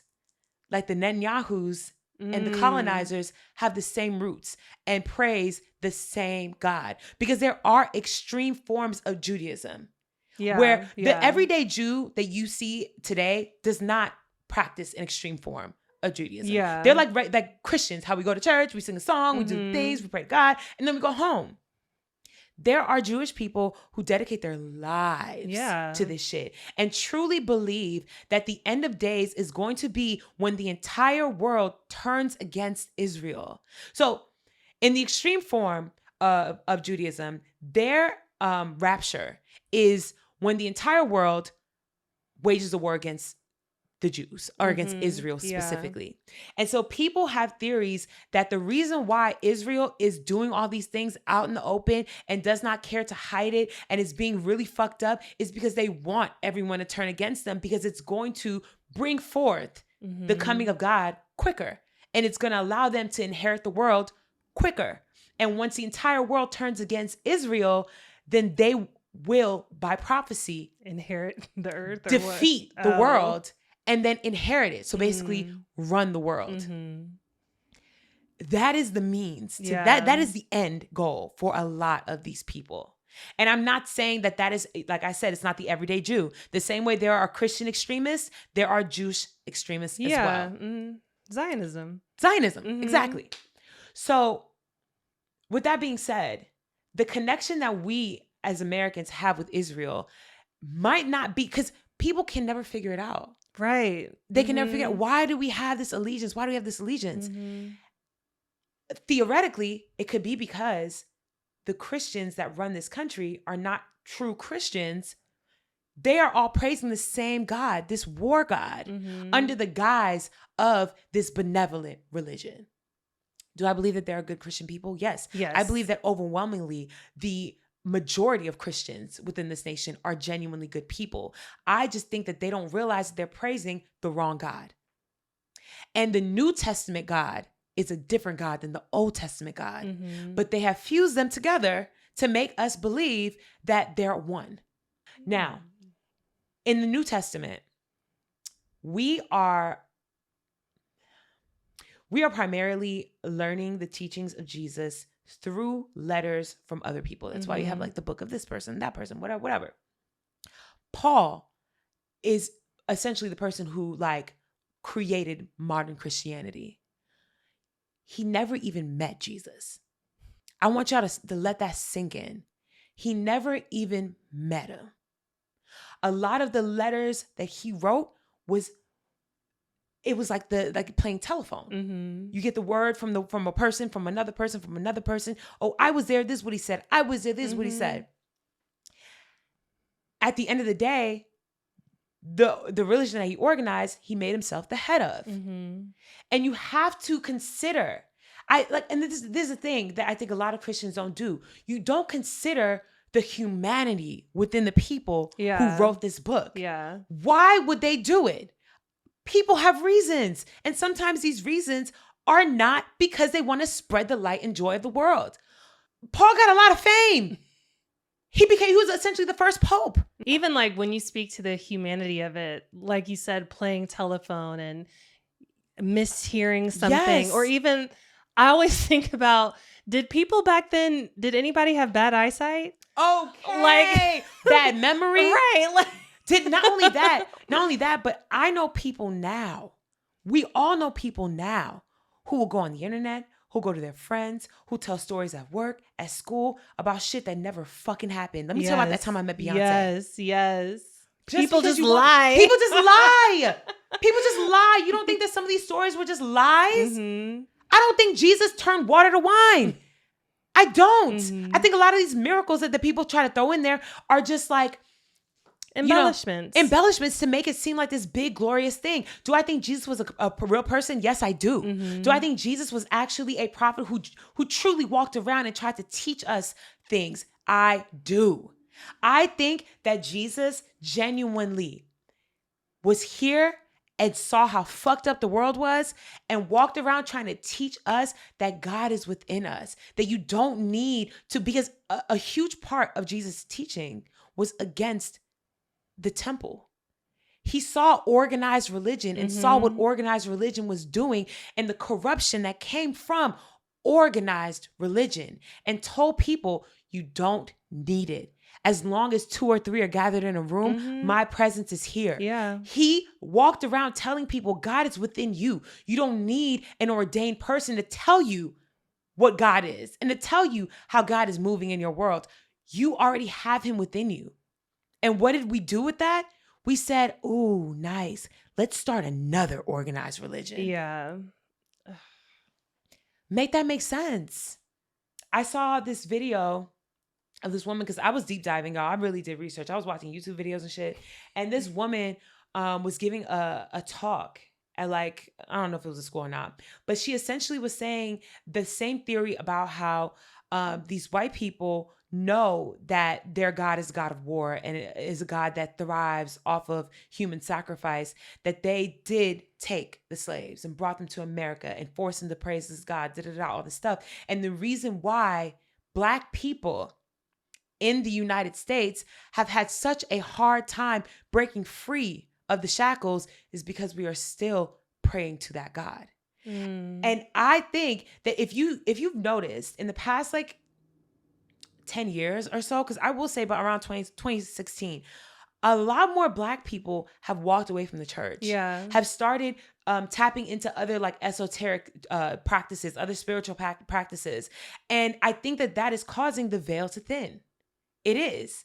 It's causing people to realize, whoa, something's up. And I think that we as Black people were powering America and powering the negativity and all the bad things that were happening, because as Black people, as indigenous people, and I don't mean just Black people, like the indigenous people to the Americas, I mean people who are indigenous to South America, Central America, we all have been indoctrinated with Christianity, and our prayers are powerful. If you've been to a Black church, a Hispanic church, an indigenous church, you feel it in the song, in the prayer. I've been to many white churches. You don't feel shit. And I genuinely believe that we are being used kind of like a battery, where our prayers are amplifying and powering this false God. And I think that there is a reality where Christianity does not need to be completely abolished. But y'all need to start praying to the right God. Stop, like genuinely think about that shit. In what reality does the oppressor and the oppressed have the same God? It never sat right with me. And I'm like Mindy. I was raised Methodist, which is very similar to Catholicism, and in church 3 days a week forever. And I always questioned, like, why would God use slavery as a means to spread the gospel? That just never sat right with me. And whenever you question it, they say it was God's will. My mom told me that one time. Yeah. Like, literally, I asked her straight up. I was like, why would God let us be slaves? And my mom said, you can't question God's will. Yeah. And she literally said, look at what happened. We left Africa and left all that demonic shit behind. And now we are good Christians. Y'all are brainwashed. Yeah. Literally brainwashed. Mhm. Another point that I want to make. Outside of the Abrahamic religions, when you look at all indigenous religions, okay? And I'm saying all, and I know that there might be a few outliers here and there, but a majority of them, 99%, praised realistic things. Yeah. The sun, Yeah. the river, Mother Nature. the ocean, earth. Mm-hmm. And they may personify them and give them names like Oshun. You Yeah. know, give them names like Native Americans had names for like the air god. Mm-hmm. But it was just a personification. But the element was what you were praying to. Mm-hmm. Things are things you can touch, you can see, Yeah, it's things that you know tangible. are nurturing you and instead y'all are opting to praise this masculine, this man in the clouds. This white man in the clouds. Because mind you, as much as y'all like to say, well, God, it's real, the version that they are feeding us is a white man. Yeah, it's a white man. It's a white man. I've never been to a white church and seen a brown Jesus. Mm-mm. And then when they talk about God, God is always a white man. Mm-hmm. Also, in majority of these religions, there's a mother. It is never, the head of this religion is not. That's something a else that man. I always questioned, because impregnating a young girl, forcing her to give birth, if that happened to my daughter, Having her be shunned by her family because she's 14 and pregnant. yeah, And then her saying, no. Jesus did it, or God did it Child, Jesus will be aborted. to me. Okay? No, absolutely not. Like, no, I just spit so furiously. My bad. I didn't. I missed that. Praise God. But literally, there's so many things. But yeah, like, the fact that there's no feminine energy within the Christian religion and whatsoever. But every feminine character has sinned in a mortal way. Mm-hmm. You're talking about Adam and Eve. Mm-hmm. You're talking about Mary, which Mary did not sin, but Mary had to carry the burden of a sin she never committed. Yeah. Then you're talking about Mary Magdalene.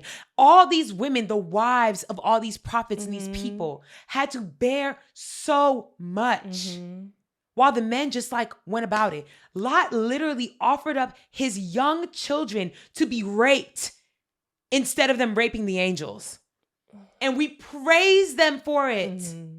Do you know how many points of pedophilia, abuse, all types of negative things are focused and spoken about in the Bible? And every time I bring it up and I try to talk to people about this, where it's like, make it make sense to me. You're trying to tell me that God is all-knowing, omnipresent, good, is the highest version of good, but allows his people to be just treated in the worst way possible and says, but it's my will. How is that your will? Yeah. If you're benevolent, God damn it. Benevolent. Benevolent. Yeah. How is that your will? And like Tabria was saying earlier, I really hate that whenever something small happens, like my granny had a very humble life. Every single time something happened, she'd give praise and glory to God. Oh my God, we moved out that basement. Praise God and glory to God. Do you think when a billionaire makes another $1 billion, he's saying praise and all glory to God? Right. Do you think when white people get to watch their children go to Harvard for 17 generations, knowing they all dumb as a box of rocks, that they're saying praise and glory to God? Mm-hmm. Whenever we get an ounce of anything good in life, we're giving praise and glory to God instead of giving praise and glory to your goddamn self. Right, exactly. For doing the work that was necessary. Jesus literally said, God is within you. Mm-hmm. With that being said, I'm going to transition into Gnosticism because I've been looking into it a lot. And Gnosticism has existed for as long as Christianity has. Mm-hmm. Early Gnostics considered themselves Christians, but the Christian church said that they were heretics. Mm-hmm. And it's because they basically, so the term Gnosticism means having knowledge. And their entire goal in life is to reach a state of gnosis, which is a personal spiritual knowledge and basically like knowing yourself so well that you know God because you and God are one. Yeah. Right? they fully believe in Jesus and the fact that Jesus was a prophet and Jesus came, but they also fully believe in a different storyline that actually has its roots that go all the way back to like the Canaanites as well, right? So in their belief, there's God, there's a Holy Spirit, and then there's Jesus. But the Holy Spirit for them is a feminine spirit. Her name is Barbello, and she is essentially the mother of Jesus. So there was always a male and a female. Yeah. And they were pretty equal. So like the Holy Trinity is still in existence, but it's the Father, the Holy Spirit, and then the Son, right? So her identity was basically like washed, and they turned into the Holy Spirit, which to me didn't set right with me either. Yeah. Because like, what are we talking about? It makes more sense that it would be a mother, a father, and a child. Agreed. So in their belief, there's God, there's Barbello, and then there's Jesus Christ, right? Jesus Christ does not come into play for a while. So it's just God and then Barbello. They're equals, the feminine, the masculine, all knowing, all everything beings. Okay? Now, they created the angels, all right? And so the angels are not personified people, but they kind of have this like, they have personalities. So one of the angels we're going to talk about, and they're not called angels, but just to make them easier to understand, her name is Sophia. Oh. Yeah, right. That's Mindy's nickname for me. Period. So her name is Sophia. And around the time Sophia comes about, Jesus is a thing. So they have a family. Sophia wants a child really bad. But angels are not meant to have children. So she creates a child without a male counterpart, just of herself. And that child comes out deformed, belligerent, angry, mean, all these things, these like negative things, because there's no balance in the personality, because there isn't the male and the female together. When she realizes what she's done and that this child is so like deformed and fucked up, she sends the child off to earth, places it on earth, leaves there, abandons it. This is what they call the demiurge. Demiurge grows thinking that it's the only God, because God, Barbello, Jesus, Sophia don't know it exists. Okay. It's just casted out into earth. So now because it's the only being and it has these like powers or whatever, it believes that it's the only God. And it decides that it wants to create a world of people to praise it. So then it invents animals, humans, all these things. And when it does this, the world is kind of fucked up, right? Because it's all the negative, all the vices, all the things. So when God now sees this happening, God is kind of like, oh shit, now I got to go and I got to fix this. Cool. God goes, tries to like fix things, can't really do much about it, sends his only son to go and fix shit. This is where Jesus comes into play. Gnostics believe that Jesus was sent here specifically by God to show people that you don't need to praise this God because this God is false. The demiurge. This is the one that everybody, all the humans thought was God. Yeah. And that there's actually a greater God, his father and his mother, who genuinely are like the beginning and the end of everything. And so in Jesus's teachings, he is saying things like God is within you. And like, you know, you got to love your neighbor and all this stuff, because that's truly all you need to do to be a good person. Yeah. And that's all you need to do to end up where they are, because they do exist in this other realm. And that is what people translate as being heaven. But he's saying, hey, if y'all want to come, technically you can only come if you're a good person. So just be a good person and y'all can come. That's the only standard. The only standard. And of course, what happens? They kill him. So they're saying that, so in Gnostic religion, it's not that that God sacrificed his son. God sent his son as like a, can you fix this? And then they killed him. And so because he's dead, now God's like, fuck y'all, that was my only son. I'm not sending any more. But then they used that storyline to their benefit and said, see, sacrifice, suffering. Sometimes you got to die on the cross. But that's not something that God, yeah, in their world, God was happy about. What is the Gnostic religious text? So they don't have a text. So it's not an organized religion because they're kind of against organized religion. It's just people who believe in God, believe in Christ, believe in the work and the teachings of Christ, but specific ones like what's actually in the text. Yeah. And do not ascribe to organized religion or to what they consider being the bastardization of it, where you don't need to have someone pray over you. Like they don't believe in sacraments. They don't believe in saying repetitive prayers. They don't believe in any of that stuff. All they believe in is being a good person, referring to what the text of, Jesus or whatever, and the things that he said and the things that he taught, and finding inner knowledge in order to connect yourself with God so that when you die, you get to go to heaven. I like that. Does that not make more sense? It's very simple. Does that not make more sense? Yeah. Like they're not saying Jesus is not real. Jesus is real. What Jesus was saying is real. But the way that y'all have been spoon-fed is false. Yeah. And a lot of the things that they believe, it aligns with Buddhism and Hinduism, and just the idea of being good and elevating and finding like peace away from the material world, because they also believe that materialism is the root of all evil.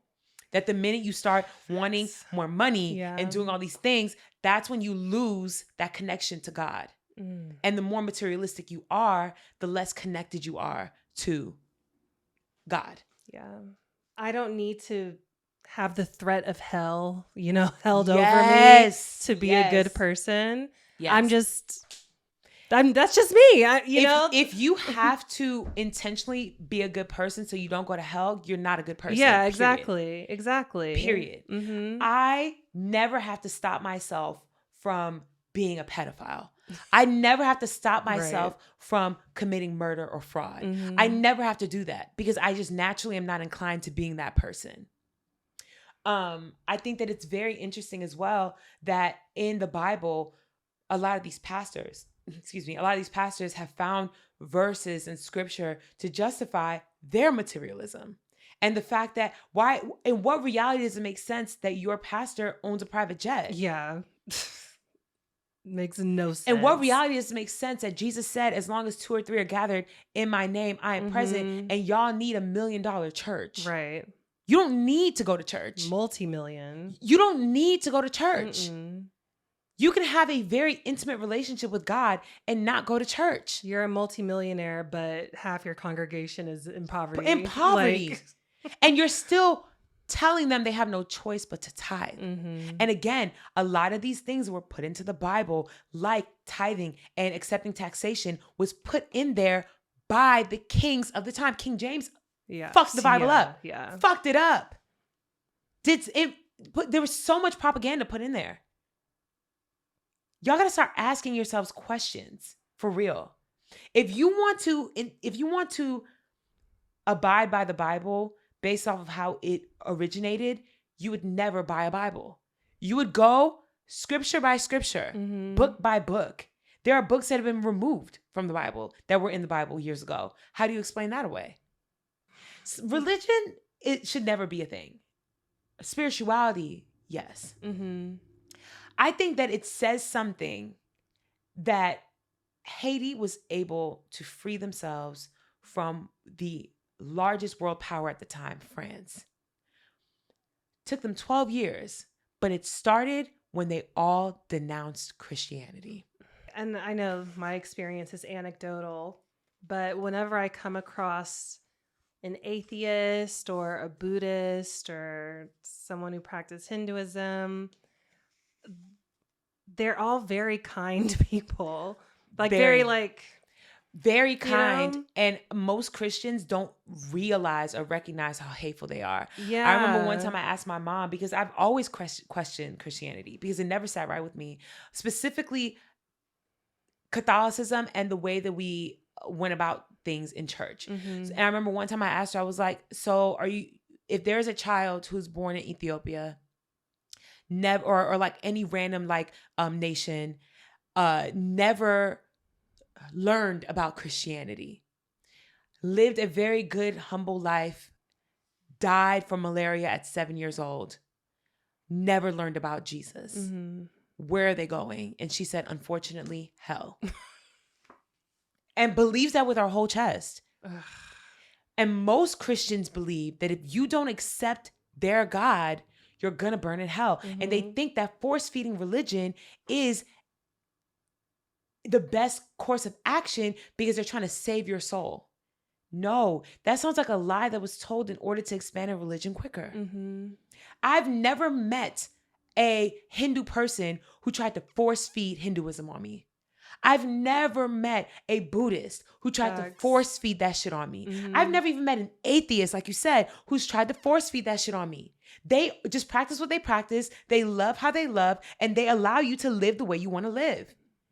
And like, if we really take ourselves out of it and look at it, Christianity is colonialism.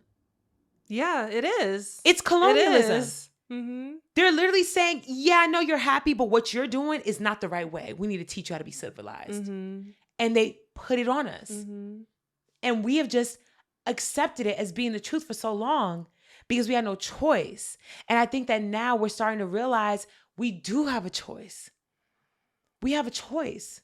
And I think that it's not, like, the irony is not lost on me that racism and Christianity go hand in hand. Absolutely. The white knights of the fucking Ku Klux Klan were all very Christian. Mm-hmm. They're pastors. They were church every Sunday. I think at the least that should open your eyes. Yes. Like, you can't have. I don't know a single racist atheist. Like, I'm being so dead ass. Yeah, same. Every single racist person I know is also extremely Christian. Mm-hmm. All of them. Explain that to me. Explain that to me. And explain to me how God is such a great God, yet Black people are still suffering. We are always still suffering. But you know who's not suffering? Do you know? Y'all, there's this family of witches in Atlanta. Oh. The Conjure family. Yeah. They have their own reality show and everything. Have you watched it? No. Me neither. It's on Amazon. I'm going to try it one day. I know, exactly. There's so many spiritual people I know who literally are either thriving or have worry about nothing. Mm-hmm. Worry about nothing. Yet my auntie, who goes to church 3 times a week, says her rosary every single day, still can't find a job. And you're trying to tell me that works? Mm-hmm. That works? But me putting a little cinnamon in my wallet and my mother, you know what I mean? Rebuke. You know, okay? Yeah. Me going to the ocean and crying out about what I'm going through and releasing it to the ocean is demonic? Yeah. Yo, what? We are lost in the sauce, and I know a lot of y'all not finna hear me. I know y'all not finna hear me. I think the listeners will be receptive to this. Whether or not they agree is, but receptive for sure. For yeah. sure. For sure. You have to question everything. Yes. At the least. At the least. Mm-hmm. Like, do you understand that the church has committed multiple genocides? Yeah. Multiple genocides in the name of the Lord. And you think that our God, the God that y'all are really praying to, is okay with that? They've won every crusade. And you're trying to tell me that is a benevolent. I know it's a hard one. Benevolent. That's the awesome God that y'all be singing about? Yeah. That he's okay with y'all going through and murdering women, men, children by the droves, by the hundreds of, y'all look into the crusades, there's multiple, hundreds of millions of people have died in crusades. Millions. But that's a means to an end to spread Christianity. Y'all, let's be fucking for real. Let's be fucking for real. Please. You know who's never killed millions of people to spread awareness of their fucking religion? Every other fucking religion. Every non-Abrahamic religion. Yeah. Islam has done it. The Jews have done it. Christians have done it. When is the last time you heard about the Buddhist wars? Now, the one that I do think applies, the Vikings. But the Vikings also praised war gods. Yeah. If that's not more evidence, I don't know what is. No, I totally feel you. I've been walking with you this whole way. Thank you.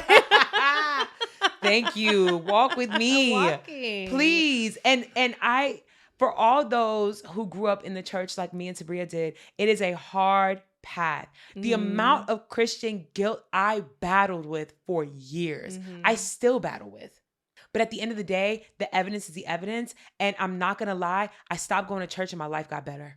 When I was at my worstest, I was still dropping down to my knees. Yep.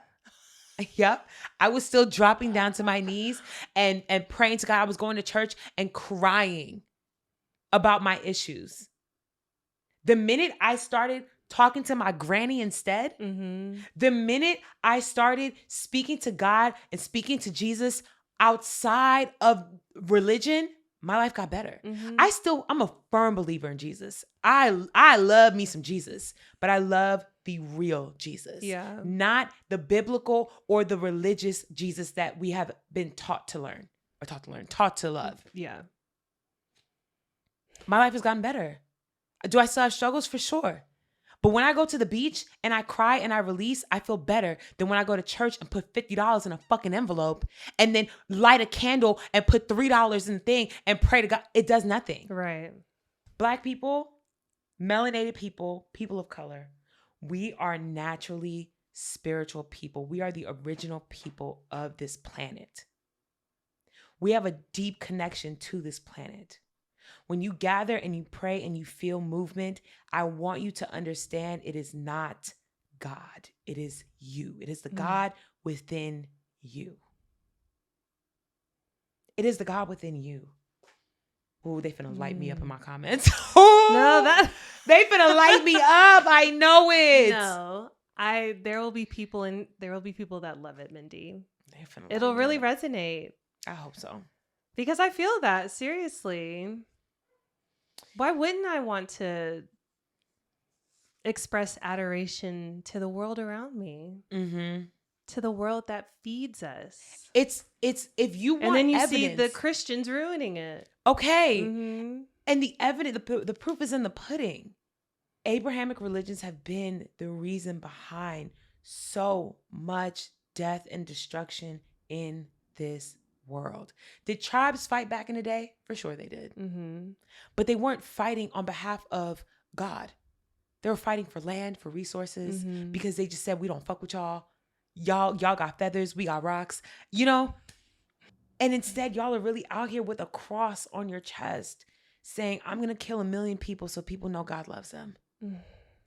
Do you know that most Christian churches, and when I say most, I mean like 90% of Christian churches have sexual assault insurance? Oh, yes, I saw that. Like, what does that tell you? No. Oh my God. Do me a favor, y'all. If you're questioning whether, like, how crazy that is, just Google sexual assault insurance church. I looked at multiple websites of these insurance providers and the language they use. Every church should be protected from potential allegations. Why the fuck would there ever be allegations of sexual assault in a church? But then, in the same breath, we hear the pastor say, fucking read scriptures about women and children getting raped. Yeah. That's my speech for the day. Tabria, how do you feel? Thank you, Mindy. We probably should have prefaced this before we started, because Mindy's been wanting to do this episode for a long time. We deconstructed a while ago, but I had never heard of Gnosticism. And so this was my first introduction to it. And I'm definitely going to look more into it now because it sounds like something I could potentially be aligned with. And the thing is, when it comes to it, because I'm not going to label myself as a Gnostic, but I feel like when it comes to what I believe in, that's the closest I've ever gotten to like being like, oh, okay, yeah, that makes sense for me, because I believe in Jesus. I believe in God. I believe in being a good person. I believe that God is within me, and I don't believe in organized religion. Now, do I believe in the origin story? Need a little bit more research. But right. aside from that, I could rock with this shit. Yeah. And I still fully believe in my ancestors and the fact that they walk with me. I fully believe that we need to have more reverence for the planet. And the reason why we are fucked up out here and why the environment is literally dying in front of us is because we no longer respect it. Yeah, that's facts. We don't respect it. We don't respect the ocean. We don't respect the earth. We don't respect any of it. And the rich don't give a fuck. No, they don't care. Worst case scenario, if we end up really out here with climate change, getting to a point where it's irreversible and the earth is scorched, they're going to be living the life in a bunker. Yeah, they'll be underground. Do you have a question? Oh, what was my question? Would you rather be able to teleport anywhere, or whatever book you touch, you absorb all of its knowledge? Teleport. Really? Yeah, because a lot of the books don't even have like the actual factuals. You know, so it's like, yeah, I'll be really well versed in, Hogwarts, but you know what I mean? Yeah. Like, yeah, for sure, I could read an anatomy book, but even the anatomy books aren't like, I'm deconstructing everything in the world right now. Even the anatomy books don't apply to Black people. Yeah. So it's like, I don't really true. care to know your knowledge. Now, would I do it for like Black books? For sure. Mhm. Anything like folkloric, for sure. Anything about Black people, for sure. But I could just read that. I can't just teleport. If the block get hot, my God, yeah. ideally my version of that power would have to be the one where like I can hold hands with everyone who's connected. We all teleport together. Yes. Because I would never want it to just be for me. Right. I need it to be for everybody. I need to be able to like I grab your hand, you grab Peaches, you grab Trey, and everybody, we all out of here. Yeah. Because if it's just me, that sucks. Yeah, I agree. I wouldn't even use it out of solidarity. We all just gone. What would you rather? I thought books. I don't know. I just always think in terms of money. I mean, yeah. But I mean, you could escape paying rent if you could just teleport anywhere. Here's my would you rather. Okay. Who would you rather be? You have no choice. You have to choose one of the three. Okay. You have to either be Caroline Levitt, Usha Vance, oh my God, or what's Miss Miller? What's her name? Kathy Miller. Katie. You have to be one of the three. One Who of would you the rather three. be? I have my answer, but I want you to answer first. I guess I would be Usha. Yes. Not just because she's Indian, but but she seems to like stay out the way the most. Mm-hmm. You know? I feel like she knows something we don't know. Absolutely she does. No, but not like in a fucked up way. Like she knows something we don't know about JD. Mm-hmm. Because he was anti the whole time. Yeah. Even seeing her, did you see the video of her at the Turning Point concert? Oh yeah, she looked so bored. She did not want to be there whatsoever. I'm like, girl, just leave. Fuck. You know what? I might change my answer. To who? Katie? It's not Caroline. I'm trying to think of who the most insidious one is. Wait, so you're going to be them and adopt their personality, or you're them with your conscience? So you have to maintain the status quo. Yes, but it's you. But you have to maintain it. And so there are certain things, you know what I mean, where you can get away with. I personally might be Katie Miller. And she could speak more freely. I might Romeo and Juliet us. Yeah. You know what I mean? Mm-hmm. Like, yeah, babe, I made you some tea. I'm going to have some too. Now we both gone. That's the best sacrifice you can make. I mean, if that's the case, then I'd be Caroline.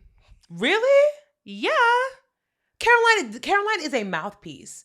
Stephen Miller is actually out here doing really fucked up shit. I know, but she has access to all those people. I know, but you wouldn't be able to get away with getting all of them. I mean, how would you do it? Strap a bomb. Unabomber.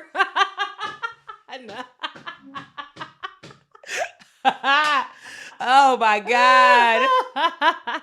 If I couldn't be me anymore and I didn't have my own consciousness, it'd be Usha. Yeah, but if I had my Usha own for consciousness, it'd be Katie. and I'm knocking this shit off right at the head. And honestly, it might be Steven, honey, can you set up a dinner with everyone? I'm going to cook. Oh, yeah, you could do, yeah. Mm-hmm. Trump ain't going to Caroline Levitt's house. You People never talking know. so much shit about her. She's like a lower rung. I guess. I'd wait till the baby was born, for sure, because I don't harm children. But after that, Romeo and Juliet all day. I wonder, you think Katie Miller do you think Stephen Miller tells her everything? Yes, I think she is. I think she's worse than him. I think she put the battery in his back for him to get to where he is right now. She's literally not white, but she is extremely rich. She's not white. What is she? That's Katie Miller? No. You didn't know what she looked like? I didn't. Oh, yeah. No. So she's like Jewish, but you can tell she's probably Lebanese or like there's something. Yes. She's brown. She's brown. That's what I'm saying. She's brown. Stephen Miller's always been hateful, but he upped it and he upped it when they got together. I did not know Yes, this. and the crazy shit she be saying the wildest shit. She literally is so hateful. And she's brown. So I be seeing her with the flash like this. Yeah, no, she brown. Oh my gosh. Yeah, it just says she's Jewish. Yeah, but the thing is, people, you can't use Jewish as an ethnicity. Yeah. She's not ethnically Jewish. Yeah. Her family probably moved to Israel, but from someplace like Lebanon. Yeah. Or you know what I mean? Like, that is not, you are not that. The first question, what is Katie Miller's ethnicity? No, for sure. Oh my gosh. Crazy. Babe, I'm so sorry. You can look at her. That is not a white woman. No. That is not a white woman. She is literally brown. Yeah. This was interesting. It was. Yeah. We'll see how they react. We'll see who makes it through the whole episode. Y'all don't chew me up too bad. I'm a thinker. Fine. I'm a thinker, and I've put a lot of thought into this. Different opinions are welcome. No, for sure. And genuinely, I would love to have someone who is staunchly Christian. Mm-hmm. I watch the debates all the time, and they're so ass. You know what I mean? What, like on Jubilee or something? Yeah, any of them where it's someone who is like, quote unquote, like liberal or like an atheist or whatever. And they're debating. Oh my God. Somebody tried to get me to do one of those. I know. It was and they wanted me to be the atheist. And I said, I apologize, but I'm not atheist. And they were like, that's okay. Do you consider yourself Christian? And I was like, not necessarily. They said, that's perfect. Do you understand what my mother would do to me? Oh my God. Never. Do they pay for that or no? No. Yeah. I turned that down so quick. But yeah, I was like, who the fuck y'all think I am? It's because I've posted a couple times about like my feelings on Christianity and organized religion. But that doesn't mean that I don't believe in Jesus. Yeah. I just don't believe in organized religion. That would have been so funny if you went on there. What if I was on there and I was like, actually, I agree. Right. That makes sense. Yes, I love me some Jesus. You fucked their whole shit up. Oh my gosh. Well, this is fun, if nothing else. Yes, guys, it's been real. It's been fun. It's been real fun.